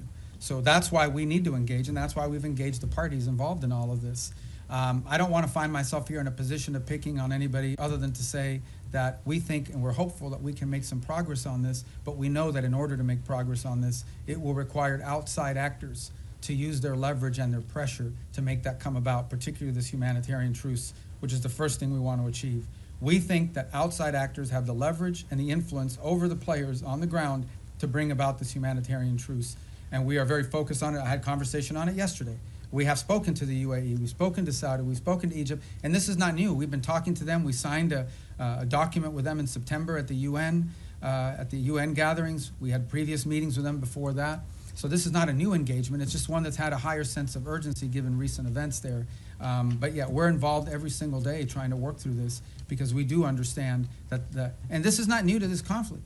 It is in many ways similar to what happened to happen in Gaza. What brought Hamas to the table, among other things, was the fact that some of the countries that had relationships with Hamas, like Qatar, like Turkey, played a very constructive role in bringing them to the table and pressuring them to sign an agreement. And we played a similar role on the other side. So, you know, it's not unusual that you would involve outside actors in using leverage to bring parties to the table to agree on something. Yes, ma'am. Thank you, Mr. Secretary. On Venezuela, what is the U.S. willing to commit if Maduro is ousted from power to ensure that the country doesn't plunge further into instability in sort of Yeah, I don't have any announcements on that right now. And do you see Maria Corina Machado and Edmundo Gonzalez as the heir apparents for power? Well, we don't believe Maduro's not legit. We've been pretty clear. We didn't recognize him as a legitimate president. The previous administration didn't as well. The first Trump administration didn't either. He's not the legitimately elected president. They had an election last year that was stolen, and everyone knows it. Even all the countries in the region know it. And but you know, I don't really have anything to add other than what I've said today with regards to Venezuela. Thank you, Mr. Secretary, for doing this. According to a poll by the Reagan Institute, 62% of all Americans support the use of military force against suspected drug traffickers in the Caribbean. And among MAGA Republicans, 90% support the military use against suspected drug traffickers in the Caribbean. So how does the State Department view or analyze these figures? Yeah, I mean, we don't do foreign policy by poll, and our job is to carry out the directives of the president. The president was elected. Donald J. Trump was elected the President of the United States, and he promised that if elected, he would go after drug cartels, and that's what he's doing. He is keeping a promise he made to the American people upon which they elected him to be president. He told them he would protect this country, and that's what he's doing, and he told them he would go after drug cartels, and that's what he's doing. So it doesn't surprise me if that poll is accurate, because the president's simply living up to the promises that he made when he ran for office. Yes, ma'am. Mr. Secretary, on Gaza, you've said repeatedly in this room now that peace is a process, that phase 2 could take next 2 to 3 years. Is there a possibility to fully implement? To fully implement. You can't build buildings in one day. Right? Is there a possibility in your mind that the status quo, more or less as we see it now, with this sort of insufficient flow of aid, periodic violations of the ceasefire by each side, a lack of reconstruction, and of course the absence of an international security force, that this could potentially continue more or less through the rest of the president's term? And if not, I'm not asking for a date, but I think we'd all like to know. We've heard from the president and yourself that there are all these countries that want to join the international security force. When will they deploy? Are we talking in the next year, in the next couple of years? And is there a certain amount of time that could pass at which point the administration, without an ISF, at which point the administration would green light or will green light Israel to resume its war? The way to answer that question is this way. No one is arguing that the status quo is sustainable in the long term nor desirable. And that's why we have a sense of urgency about bringing phase one to its full completion, which is the establishment of the border peace and the Palestinian Technocratic Authority or organization that's going to be on the ground. And then the stabilization force comes closely thereafter. Once we've established that, we have a lot of confidence that we are going to have the donors for the reconstruction effort and for all of the humanitarian support in the long-term building of phases 2 and phases 3. We just don't think that we're going to get to phase 2 or phase 3. We don't believe that we can have a successful donor conference, just as a real example, until people know they want to know who's in charge, and they want to know that there's security. Okay? They want to make sure that who's going to pledge billions of dollars to build things that are going to get blown up again because a war starts. So they want to know who's in charge, and they want to know that there's security, and that there'll be long-term stability. So no one would argue that what we have in place now is sustainable in the long term. We have to get to the completion of phase 1. I am confident we will, within the time frame necessary to make it successful. It's just not today, but hopefully very, very soon. We've made real progress. We made progress as late as yesterday in additional names for this Palestinian organization that's going to be the technocratic organization. So I think we're very close. I think we're going to get there. I'm optimistic that we're going to be able to get through phase 1. And then what I meant about taking years for phase 2 or phase 3 is not years to start it. I'm just being, to rebuild a place, to put buildings and rebuild an economy, it takes time. You'll have the donors, but you still have to have the equipment, you got to build, you have to do all that sort of thing. This is a long-term project. Phase 1 is not a long-term project. It has to happen. I'm confident it'll happen within a time frame that makes it successful. We're very committed to it, and so is everybody else. Everybody else in the region understands that there is no plan B. If this doesn't work, plan B or what's going to happen is a new war, and no one wants that. No one wants that. So, Mr. Secretary, are you going to be able to tell us in the next year who is going to secure Gaza and it'll have to happen who is much. going You're to talking about the disarm? stabilization force? Yes. Yeah. That'll have to happen much more than a year from now. That is the completion of phase 1 when we get through the establishment of the stabilization force, border peace, Palestinian group, stabilization force. All those things happen, boom, boom, boom, 1, 2, 3. They have to happen very quickly, not a year from now. This is something we're aiming at very soon. It has to. It's what we're focused on right now, like a laser. All right, yes, sir. Secretary, thanks for all the time, and it's not going to be 4 hours, I promise. It's an hour and a half. You see, the press corps is hungry for engagement here. I hope the State Department will return to regular press briefings soon. You got a great spokesperson's unit over there that's more than capable of handling it. A couple quick questions. The president directed you through executive order to explore sanctions of sectors and chapters of the Muslim Brotherhood. Qatar is ground zero for the Muslim Brotherhood. This administration obviously has a very close relationship with the Qataris. How do you confront the Muslim Brotherhood without confronting the Qataris? That's my first question. Second question is on UNRWA. There's a report that the State Department is in deep discussions about possibly sanctioning UNRWA. What's your mindset on that, and do you feel there is any role for UNRWA absent humanitarian aid delivery in the future? I think we can deliver humanitarian aid without UNRWA. I think UNRWA is a corrupted organization that's unsalvageable, period. And I think our policies reflect that. On the first point that you talked about, I think we'll have some announcements, and not today, early next week, on Muslim Brotherhood. Designating groups there's a series of internal steps, despite what people may or may not perceive. There are things we have to meet, criteria we have to meet, information we have to have, boxes we have to check, legal reviews that have to happen, and that takes time. So, but I think there'll be announcements very soon on that. Probably as early, if not today, early this next week. Do you expect pushback from the Qataris? Well, I'm not going to comment on which segments of the Muslim Brotherhood. As you know, there are different chapters, for lack of a better term, and individuals spread throughout the world. But the president's issued his executive order, and we're working through the execution of it. And we'll get to what we need to get to. A lot of this obviously depends, from a legal review standpoint. You have to have certain information that you can cite in order to justify the designation. So we're working through that. We'll have some announcements next week, and they won't be the last announcements that we have. Yes, sir. Yeah, Mr. Secretary, thank you for doing this today. This conversation between my colleagues and yourself paints a seemingly chaotic and hostile world at times. So very simply and generally put, what do you believe is the biggest threat facing the United States today? I don't know we live in a world where we have a single threat that we can identify. I think there are multiple things that you look, both short-term and long-term. As I pointed to in the hemisphere, in our own hemisphere, closest to home geographically, it's the growing, the rise of and the power of transnational criminal terrorist group. who are destabilizing nation states throughout the region and pose a direct threat to the United States through overthrowing governments, destabilizing these governments, leading to mass migration, and certainly the trafficking of drugs, and also providing fertile ground for potential, outside of hemisphere actors to act within our hemisphere in the long term. That's a major threat. I think we face some challenges. And we know the United States industrial base, the United States supply chains become dangerously dependent on other countries for many of the things that are elemental and critical to our, not just sustaining what we have, but building the economy of the 21st century. And so building up our industrial base and diversifying our supply chains are a critical threat that the United States needs to confront.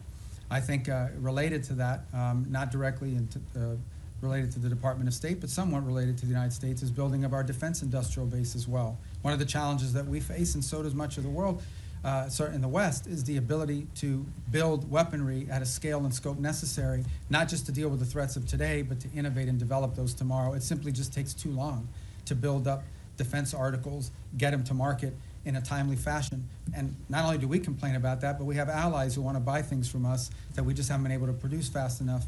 And so the president's made that a priority to confront. I think beyond that, I think you would argue that in the big picture, long term, we have to understand that the United States has interests in every part of the world that are related to these two threats.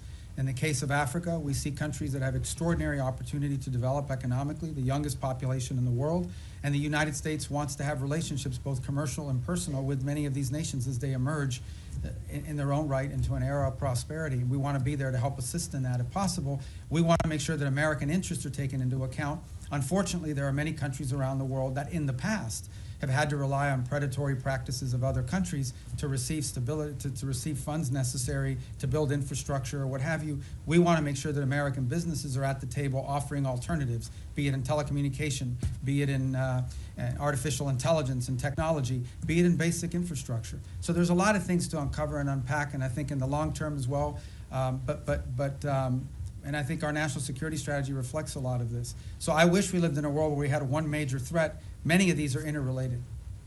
Yes, sir. Thank you, Mr. Secretary. I was going to ask my questions in Calibri, but since you do not Wow. communicate that I in speak that Times anymore, New Roman. I So. am. I'm going to ask in Times New Roman instead. Sorry about the Dolphins. That's all right. I know that you don't want to predict anything, but whether you're at these meetings in Miami, obviously not today, but maybe tomorrow, do you think there's any chance of having some kind of announceable progress before New Year? In other words, are we going to be working on New Year's Eve? We might be, if it's necessary and productive. We're going to work as long as it takes. Okay. And by the way, these are the meetings you know about, but there's talks going on every single day. There was a meeting earlier this week in Berlin. There's phone calls every day. There's phone calls every day, be it with my counterparts that are national security advisors, or my counterparts that are foreign ministers, or what Steve is engaged in, or what Jared's been engaged in, or what even at the diplomatic level, there are days where it's Matt Whitaker, our ambassador to NATO, that's involved in a conversation, or one of our ambassadors, one of the nation states that are relaying back a conversation or involved in one. So there's work happening every day, all the time, probably around the clock. Not just on Ukraine, but on all these other things. Okay. And then But these are the meetings you know about, and everybody kind of focuses on them as big events, but there's work happening all the time that lead up to those meetings and follow those meetings. As far as predicting a timeline, look, I'm not going to do that. This is a difficult task. It's an important one. We're focused on it. We want to get there as soon as possible. Okay, so and then obviously Gaza and Ukraine are still works in progress, but of the peace agreements that have been reached so far, 2 of them are in obvious trouble, right? Obviously which ones they are: Cambodia, Thailand, DRC, Rwanda. In retrospect, and I know that work is being done to try and resuscitate these, but in retrospect, do you think that the administration, the president, but also others, declared victory on these too early? I mean, this fighting, for example, with Thailand and Cambodia did stop. Both sides have made commitments in writing that they signed. Those commitments today are not being kept as a result of both sides claim grievances against one another. And so the work now is to bring them back to the table. The ASEAN ministers will be meeting on Monday. I had a call yesterday with my Thai counterpart and intend to do the same, and we've been involved, the president, in conversations this weekend. And our hope is between now and Monday to work to bring everybody back to compliance with the agreements that were made. In the case of the DRC and Rwanda, we have signed commitments from both sides. Those commitments are not being met. But at least we have the signed commitments. We now can hold people to something, and we can push them. And in that case, by the way, for example, in the case of Rwanda DRC, as a good example, not only have we been engaged, but we have asked our friends on the Hill, both Republicans and Democrats, to also engage in conversations of their own with these leaders so they understand this is a bipartisan, multi-branch of government interest in this topic. But the good news about both of those is we have signed agreements. At least we have something we can push them towards compliance on. But as I said, in many of these cases with peace, you sign a peace deal, there's compliance, something happens, they fall out of compliance, you got to bring them back, you got to try to push. But at least you have instead of negotiating something new, you're simply trying to now push people back to compliance with what they already agreed on. So I think these are achievements. In the case of Cambodia and Thailand, it actually did stop fighting. It has now restarted, and we are working hard to push everybody back to compliance. And we are cautiously optimistic that we can get there by Monday or Tuesday of next week. We're hopeful. But there's more work to be done to that point. All right. Thank you. Mr. Secretary, you've said, including here today, that Maduro doesn't honor deals.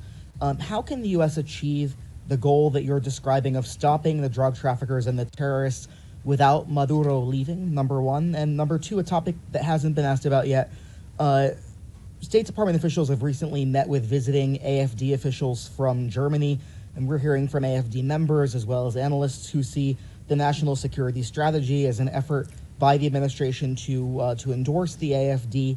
Can you share anything about the views of your views or the views of the administration on the AFD in Germany? I mean, on the case of Venezuela, I mean, I've answered it repeatedly now. I can only tell you our national interest is ending the flow of drugs towards the United States and these terrorist activities that are occurring that include cooperation with these gangs. Beyond that, I'm not going to speculate on what leads us to that outcome, other than to say that we're very committed to reaching that outcome. We meet with a broad array of political actors in multiple countries all over the world. They come, they visit the United States. We want to know who they are. We want to meet with them. We want to hear them out. As I told you, we have a president who generally does not view meeting anyone as a concession. So there are broad political actors. We've met with broad political actors from different parts of the Western Hemisphere as well, and broad political actors from different parts of the world. So I think it's important, and part of our job is to understand the full political spectrum of countries around the world, including countries we have alliances with. I would say that many of our allied countries, they meet with Democrats and Republicans, and sometimes libertarians or whoever. I mean, political figures that travel overseas, they also have meetings with them. So part of the job of the State Department is to inform the administration about sort of the internal political dynamics of the countries that we have alliances and partnerships with. Because in the end, we don't know what the outcomes of elections are, but understanding that the internal political climate of individual countries is a key part of determining how we approach and pursue public policy in partnership with them. And that's why, we've had recent elections here in the Western Hemisphere, and we've met with multiple people that are running. Meeting with them does not mean we're endorsing them for president of Bolivia or president of Chile, but we do want to know who these people are and what they're about and what they're thinking, because it informs our work. And by the way, so, we do that from the embassy as well. I mean, we get a lot of the cables I have is a meeting they met with someone who's going to run for president in 2 years. That doesn't mean we're endorsing the person, but we should probably know a little bit about them in case they win. And even if they don't win, if their party has votes in the parliament or votes in their legislative branch, that's an important factor to consider. Yes. Thank you. Some key European and regional allies say they're limiting intelligence sharing with the United States because they're worried that the boat strikes violate international law and they don't want to be involved. Doesn't that strain these relations with key partners that you say you need in order to do these broader security efforts in the region? No, it doesn't. I mean, ultimately, at the end of the day, I'm not going to comment on intelligence matters. Look, every day I read stuff that's just not true. Every day. I'm not telling you guys are being, but you guys are being lied to sometimes. Like, sources will come to you and tell you things. Just because they have a government email doesn't mean they know what they're saying. Maybe they just want to sound important. Maybe they have other incentives. I'm not opining about your question in particular. I'm just writ large, but I'm not going to talk about intelligence matters. Suffice it to say that the United States, every boat strike we've conducted, okay, this is not people seeing a boat and say, okay, let the drummer get wicked and blow them up. We're not talking about that stuff. We are presenting every single one of these is justified. We know who's on those boats. We've been tracking them from the very beginning. We know everything about them. Okay, there are boat strikes we don't take because they don't meet the criteria, the legal criteria. We have everything we need, and it's one of the reasons why you've seen this massive deployment in the region, is to be able to gather intelligence and paint a picture that we can justify to lawyers based on the law. So I'm very confident about that effort. It's been very successful. Thank you, sir. Back to terrorist designations. Last month, the State Department designated 4 European groups aligned with Antifa as foreign terrorist organizations. Could we see more designations like that in the works for left-wing extremist groups, and what could the scope Yeah, I mean, of if that the look group's like? involved in firebombing, if there's anybody involved in, activities such as that could potentially inspire or lead to violence in the United States, we're going to designate them. So sure, if you have any you want to suggest, I will look at them. Okay, here you go. I told you we'd get to you. Go ahead. Thank you very much. Thanks for your patience. Mr. Secretary, I wanted to drill down on the way you and the administration see America's national interests, because you said that Ukraine is not on our continent, not our war. You said something in our own hemisphere is more important. So this involves both our commitment to the negotiations in Ukraine, which the president is passionately committed to, for ending the rising numbers of deaths, he says. Russian President Putin told my colleague, Keir Simmons, today at the news conference in Moscow, "We do not consider ourselves responsible for the loss of life because it was not us who started this war." Does the administration, does the president, you, the administration, believe that Putin was not the aggressor here? And if so, how can you reach an agreement between two parties when the aggressor will not acknowledge that he invaded a sovereign country? Let me, if I just may follow. So how do you reach any kind of compromise or ceasefire when Vladimir Putin repeatedly says, and you say that may not be what he really believes, but he has never said that he would make concessions publicly, and he's never said that he invaded Ukraine. He's always said that that is Russian territory. So why is that not in our national interest? When also in our hemisphere, if it's impossible to eliminate the threat of narco-terrorism as you describe it, with Maduro in charge, you've described the extent beyond narco-terrorism and drug trafficking of his threat. You've described it today as a threat to the region. Doesn't that mean there will have to be regime change? And is it in America's national interest to get involved in regime change in our hemisphere, given what's happened before? And why is Maduro this overriding, I mean, he is an overriding threat by all acknowledgement, but why is the former president of Honduras not a regional threat, who was personally involved in hundreds of tons? Right. So let me take the second one for the first one. On the president of Honduras, I'm not involved in the pardon process, which is what that was. He's no longer in office. So that might be. He was in a U.S. prison. No, I understand, but I can't comment on our pardons process because that's not an area that I have many jobs, but that ain't one of them. So I'm not hiding from it. I'm just telling you I don't know. I can't give you an informed answer on that because I was just involved in that process. As far as the question of Maduro and his impediment, look, I've just made the observation that it's hard to make a deal with someone. Everybody says we should go to negotiation. All I'm observing, I'm just saying all I'm observing is he's never kept any of the deals he's made in the past, which makes it difficult to consider making one in the future. Beyond that, I'm not going to speculate about what might or may not happen. Ultimately, I can tell you what our goals are and what our interests are, and that's how we've defined them. Well, in 2019, didn't he get bailed out by Cuban military, Cuban intelligence, outside forces? And so ultimately, with this blockade, is this partly, yes, Maduro, but partly to get at Cuba and Iran and the recipients of this sanctioned oil? This action on the boats, these are sanctioned, but these are enforcement actions. That's what they are. They are existing sanctions, and therefore 80% of their oil is shipped through ghost fleets. Okay, so we understand what we're talking about here. We are talking about boats that are basically privateers, okay, that are flying under false flags, that turn off the transponders, that spoof their true location. They are hired to evade sanctions. We are simply enforcing sanctions. Every one of these has a court order attached to it. We go to a judge, the judge issues the warrant, we're executing. These are enforcement actions. That the fact that they happen to impact a terrorist regime, is a good thing, but they are enforcement actions, and we are conducting enforcement actions. On the case of Ukraine, no one has said that Ukraine is a zero in terms of our national interests. We have sold them billions of dollars worth of weaponry. We've provided them in previous billions of dollars worth of weaponry. We continue to provide them intelligence support. And we have sanctioned. The president has sanctioned the Russian Federation. He issued oil sanctions. All the oil sanctions everybody wanted him to do, he did them. He did them a month and a half ago. All I'm saying, now you point to all the stuff about, well, you know, does Putin say this? Does Putin, that's why this issue set is difficult.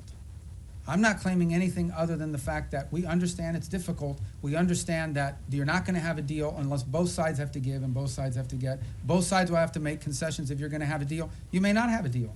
We may not have a deal. It's unfortunate. The U.S. should walk away from that if it well, is that's not, that's not a prime region interest because it's not in our continent. That's not my decision to make. Ultimately, the president will make a determination if and when he feels like further U.S. engagement is no longer productive or serves the national interest. That's a decision the president have to make. I can't speculate about that. All right, yes. Mr. Secretary, a question for you on Venezuela and then quickly on Ukraine. You mentioned Maduro was not the only one indicted by the United States in the Southern District. Does that mean it is U.S. policy that not just Maduro, but his top regime, lieutenants, cabinet members, that they all must exit? Yeah, no, I point to the indictment simply as when people say, well, how do we are alleging that he is, and I guess, you know, you can describe it any way you want. I just want to make clear, like, this is not something we came up with. Right. We're basing it on a federal indictment and a superseding indictment. Cabello's in there. Yeah, a bunch of people are. And so, but what it proves is, and the reason why I raise the indictments is because the indictments are the point of the $50 million reward. And I believe the $25 or $10 million reward for Cabello and for others.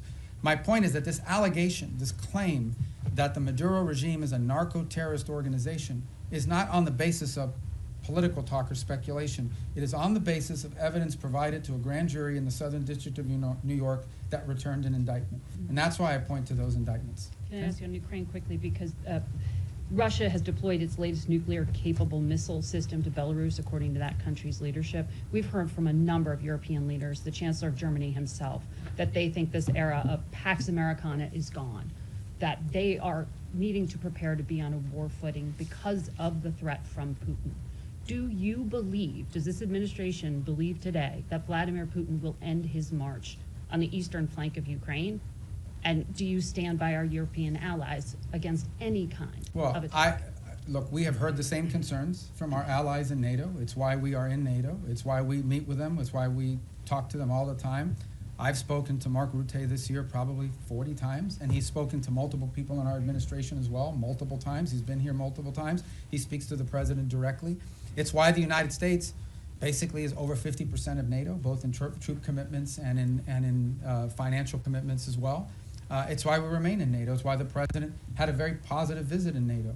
In the end, that's why we're in this alliance. And that's why Article 5 in the NATO alliance is important, and the president has reiterated that. We think it's a very strong deterrent against any of these fears or concerns that any of our allies in the region may have. And the president's been clear that we are committed to NATO, we're committed to the alliance, and our commitment isn't just rhetorical. Our commitment is in action, in the troops that have been deployed, in the monies that have been spent, in the capabilities that are located, in the cooperation and that work that we do every single day with our NATO allies. The only thing we're asking for, which is not unfair, is for our partners in the alliance to improve their own capabilities. Because the more capable our allies in NATO are, the more capable NATO is. But we're are going to you keep saying doing these our allies part. are- We just want them to do more. And they've committed to do more.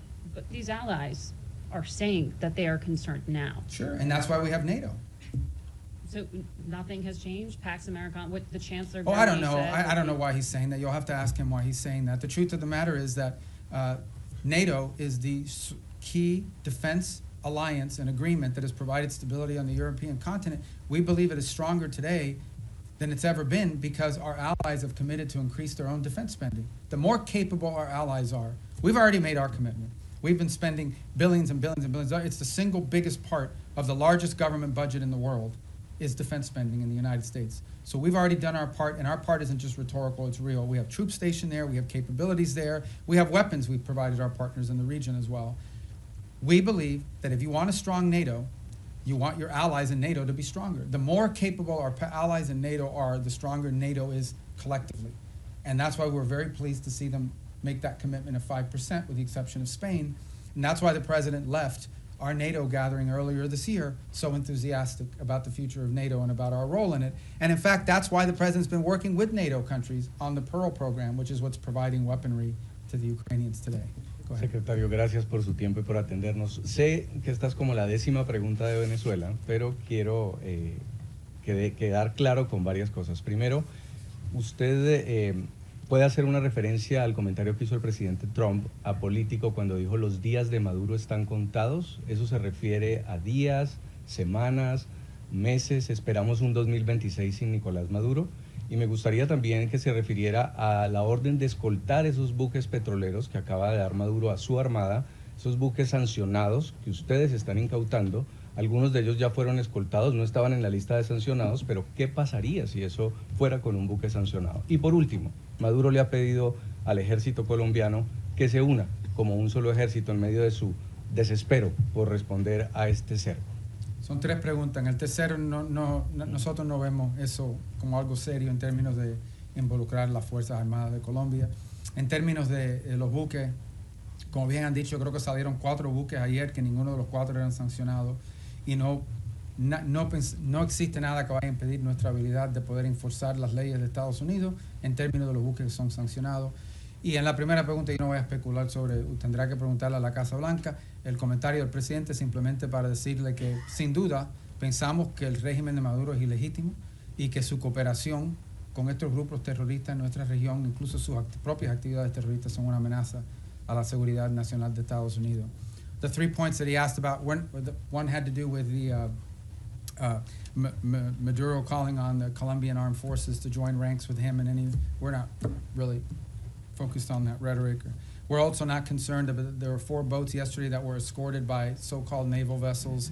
Those were not sanctioned boats to begin with, but there's nothing that's going to impede our ability to enforce U.S. law when it comes to sanctions. We're not concerned about that. Sanctioned boats, we have the capabilities necessary to enforce our laws. We'll have a judicial order, we'll execute on those orders, and there's nothing that will impede us from being able to do that. And on the first point, the question was something about President Trump had said that Maduro's days are numbered. I didn't hear that quote. Was that a recent quote? ¿Esto fue reciente? El 9 de diciembre. Yeah, so ultimately, look, our observation is the same I've made here repeatedly, which is that the fundamental challenge we have here is that the Maduro regime isn't just illegitimate, they openly cooperate in terrorism against the United States. And that's a problem, and it remains a problem, and it's at the core of this. Habló con María Corina Machado, ¿tiene pensado recibirla en Washington? No está nada programado, yo creo que ella todavía está en Oslo. Pero obviamente yo he hablado con ella mucho en el pasado. Go ahead. Are you going to tell us in English? He asked about Maria Corina Machado. I believe she's still in Norway. I'm sure there'll be a meet. She'll come to the U.S. at some point, and I've obviously spoken to her many, many times over the years. Thank you, sir, for taking so much time with us today. How many visas has the State Department revoked under your leadership so far in the last year, and how many of those are student visas? I forgot the exact number or the breakdown of them. It's over 60 or 70,000 for different and variety of reasons. Some are students, some are people that were not in the country, but we denied them re-entry. I can get you the exact numbers. I don't want to be misquoted because that's a rolling number, an average number. But look, this is not a punitive thing. We're going out to try to make examples of it. Our visa system, okay, who you allow to visit your country should reflect the national interest. We said that from the very beginning. It was one of the directives that we got from the president. It's one of the things he ran on. And so our visa process basically is, and there are some times we'll deny people visas because of activities they've undertaken overseas. Other times it's people that have visas but are in the United States doing things that run counter to our national interest.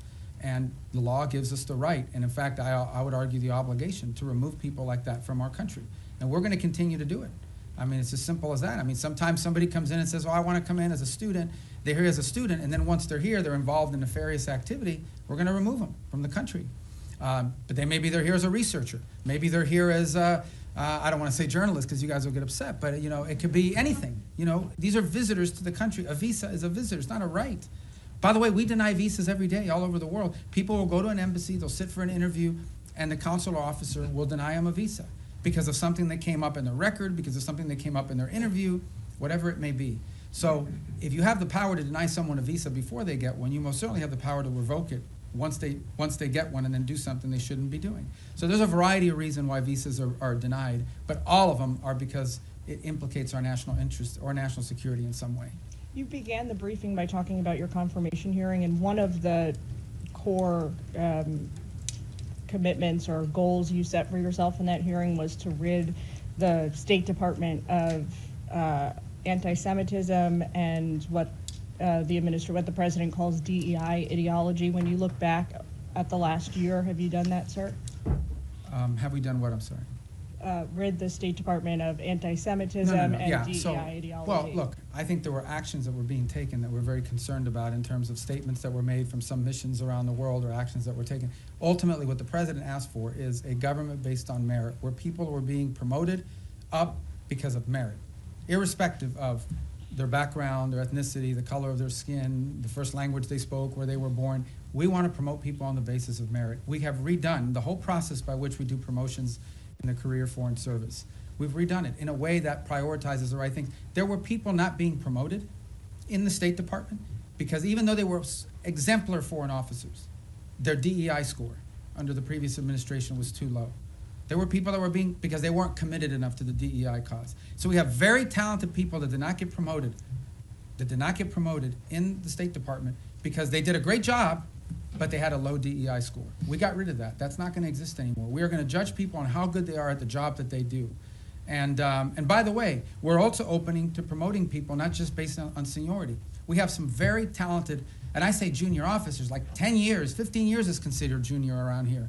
They're very talented. If we don't promote some of these people, we're going to lose them.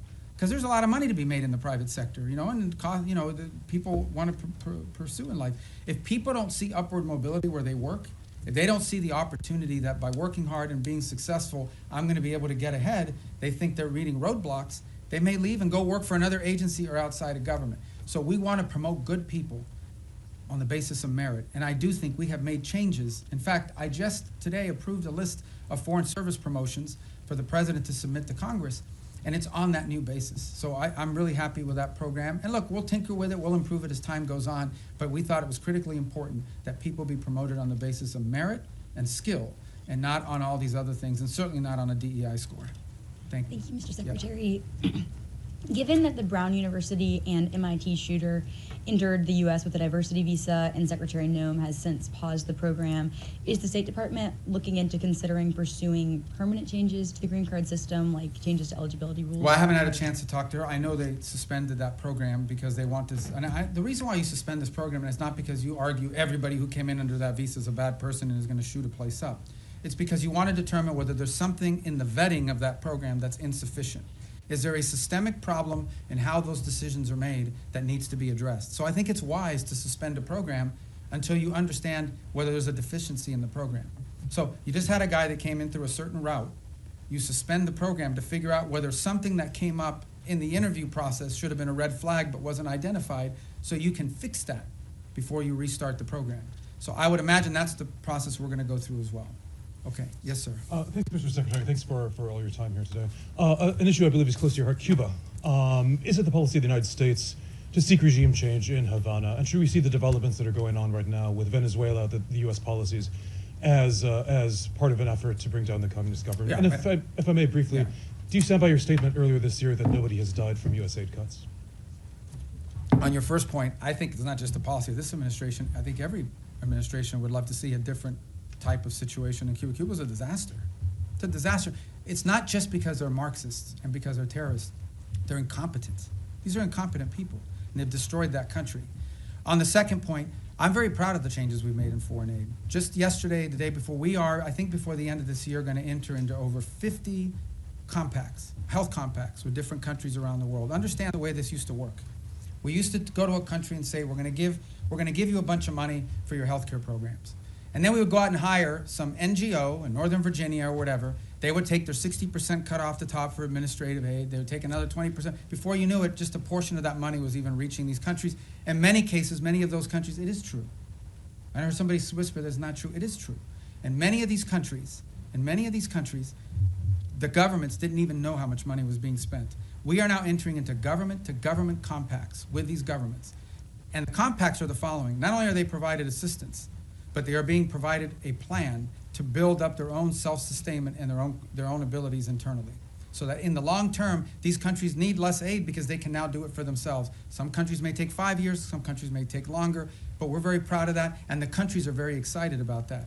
I'm also very excited about humanitarian aid. It's interesting, you guys didn't pay a lot of attention to this, but this happened. In Jamaica, got hit by this hurricane. And everybody, I saw some articles, this is gonna be a disaster, the US humanitarian response is not gonna be good. It was excellent. Perhaps one of the best humanitarian responses in recent memory in terms of what we were able to bring very quickly to bear in assistance to them, led by our embassy, but also led by the region. And by the way, it was also very helpful that we had a lot of military assets in the region that were able to assist in that as well. We recently had an event in Sri Lanka. Again, we were able to very quickly provide assistance, the assistance they needed.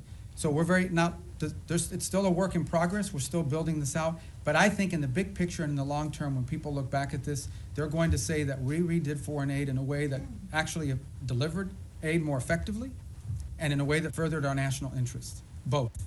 And a lot of it driven from the embassy level. The amount of control and power and influence that our ambassadors and our embassies will now have to help shape how foreign aid looks like in those individual countries is much greater today than it was when you had USAID sitting alongside them almost as an independent branch that oftentimes took actions completely divorced, completely separated from our broader foreign policy. Yes, sir. Thank you, Mr. Secretary. First, I want to ask a clarifying question regarding Venezuela. You mentioned you've spoken with the opposition leader repeatedly over the years. When was the last time you spoke with her? I don't recall. I mean, she was not in a place where talking was very easy. You know, she was in hiding in Venezuela. Do you think there's a possibility we could be seeing a White House summit with her in any sort of the future? I don't know. I mean, that maybe. I don't know. I mean, nothing's been planned. And then shifting gears a little bit, the State Department mentioned earlier this year some free speech concerns, particularly in Europe. What are some goals you have in regards to that in 2026? Any countries or certain efforts that you have? Well, I mean, broadly, we're concerned about any place, first and foremost, where American free speech could be implicated, right? Are we going to live in a world where some American puts up a social media post and then gets to some airport somewhere and is arrested? We're also concerned about the impact that some of their policies are having on our social media platforms. As you recently saw, you know, X is facing this massive multi-million-dollar fine that they're going to have to pay, I guess, if they want to continue to operate. But I think more importantly, I think it touches on the broader question that was asked a little bit earlier. We all talk about how these alliances, in many cases our alliances with our European partners, are built on our common principles, our common values, as much as anything else. These aren't just a geopolitical arrangement. It is an alliance with like-minded countries with whom we share values and principles. And one of those values and principles, we hope, is freedom and the freedom of expression. And we're concerned that that is eroding. Okay, thank you, guys. Thank you.